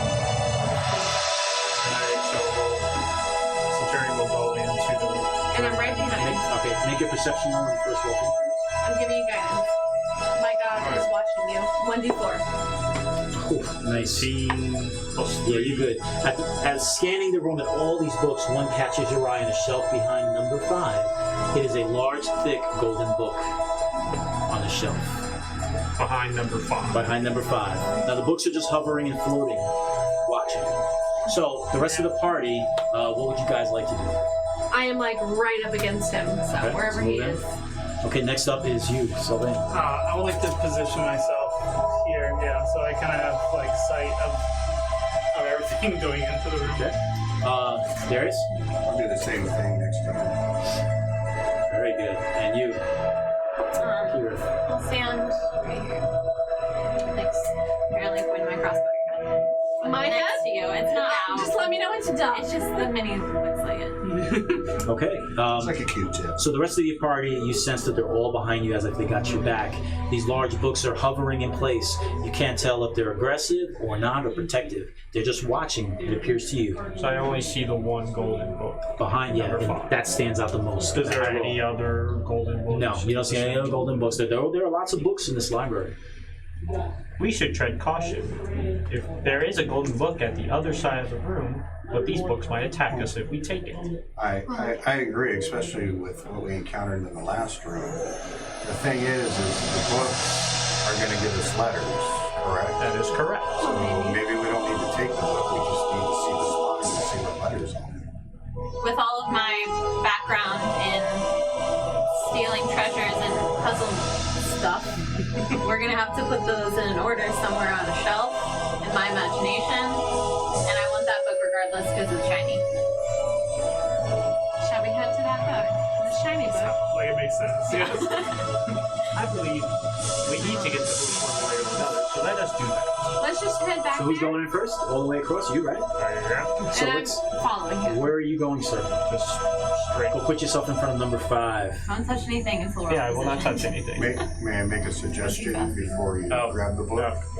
Yes, as he's walking across. Since we know where this book is, and without putting ourselves in future harm, especially since we can't seem to replenish our abilities, maybe we should continue exploring and find where the other books are, because this isn't going anywhere. I feel like we should get it while Do we're we need here. 5 books, you think? There's 7 total, yeah. Hearing the elf saying that, you can clearly see the spine of the book is facing you, but you need to get close enough to even see what the spine says. Well, since we need to get the leather anyway, I guess in turn we'll move towards the book and see if you can see the letter from, I guess, here. Okay. As you do that, these 2 books get uncomfortably close to you. And they hover, and you guys see them sort of almost look like they're almost on top of him. The book in front of you stays and sort of moves a little bit to the side, but gets closer to you, and you can clearly see this book in front of you. So your goal is what, just to read the spine? Yes. You see this book has the letter R. R. Have an eye and Alright. So since I know it is an R, I will back up and try to leave. Okay, what would you like to do? As you see him sort of looking at the book, you gesture to your party or say anything. I will say, I have the letter. I'm going to leave now. Okay. He says that. You hear this. What would you like to do? You gonna let him come across? I'm gonna just start kind of like rifling through things, like not really moving anything out of place, but just like picking up, putting it back down to see if there's anything else in the room. No aggressive actions, is that what you're saying? Yeah, Okay. respectfully Put your character in the dig room, through please. their stuff. Where do you want to be? I was gonna be over here. As you're looking through the books, most of the books in this library, they discuss the arcana, natural sciences, religion, astrology, and planetary travel. A lot of the other books have poetry, mythology, and folk tales, but nothing else of value in this room. Okay? So, for the sake of argument of time, there's actually nothing else of value in this room. Knowledge is valuable. Knowledge and valuable. So that's- Knowledge. Okay. Knowledge is power. As he starts slowly turning around and walking, you notice that all the books, almost like if he's their leader, sort of follow behind him in a perfect line, hovering. These books sort of go next to you, and they also follow you, almost as if they're protecting you as you're walking I out. love you. You're like the mama duck. Yeah, you're now the mama duck, since you Mama duck. and you feel almost as if they're guardians to you as you walk out by showing respect to the books. And you go out to the hall. Yep. Kira, you done also in there? Yeah, I'm Let's gonna, move around. So I'm everybody's gonna out. wave bye to them. And the books, all very lovingly and friendly, just flutter their pages as you say goodbye. You guys go back in the hall. You have options now. You have another door here, or you can go down 2 stairs, or another level upstairs. There's another door going up there. Well, I mean, we're next Might to as well this check it, door, yeah. right? We were next Where to that it. leads us. No reason to like investigate everywhere else. Oh, we gotta go back. You gonna open that door? The Sure. outside? Yeah. Why not? Sure, I'm why gonna not? pop back in and wave again. I mean, there's a door right next Oh, right there. I thought we were doing this. Okay, never mind. I'll open this door. Yeah. That seems a little bit easier. Opening this door, it's a semicircular, it's a paved patio with great flagstones. It's nestled flushed against the house. Looking up, there are no patios or anything above. It's well illuminated with the purple swirling indigo of this miasmic void that's swirling around this house. For the first time, you actually come out here, you feel trapped by being outside. It makes you very uncomfortable, almost claustrophobic. You look around, you see no landscapes, no scenery, no ceilings, no skies, no sun, just weird voids. This is an area that you do not want to be trapped in. But there's nothing else of value out here. Was there anything out there? Bad vibes. I don't like bad vibes. Bad vibes. You looked into the I just void. kind of look at her with a knowing nod. Yeah. I mean, is there any good vibes here? The book seemed alright. They were nice. You're right. Kuman's pretty nice. All right, so you have Ruins. this whole floor. You guys been to every room on this level, so you have options. You can go upstairs Or down. or We have the down. downstairs. Shall we go down? Down upstairs was Master's quarters. Yes. Downstairs is where Kuman was created. I feel like up. Yeah. Just by his tone, I vote up. Okay, you can go. We are. Okay. Fine. All right. At this juncture, we're going to take a quick break while I set up the next scene. We'll be back in about 5 to 10 minutes. Walter, if you could please pause. Thank you so much. Bang, bang, pow, pow. Bang, bang. Pow, pow. Pow,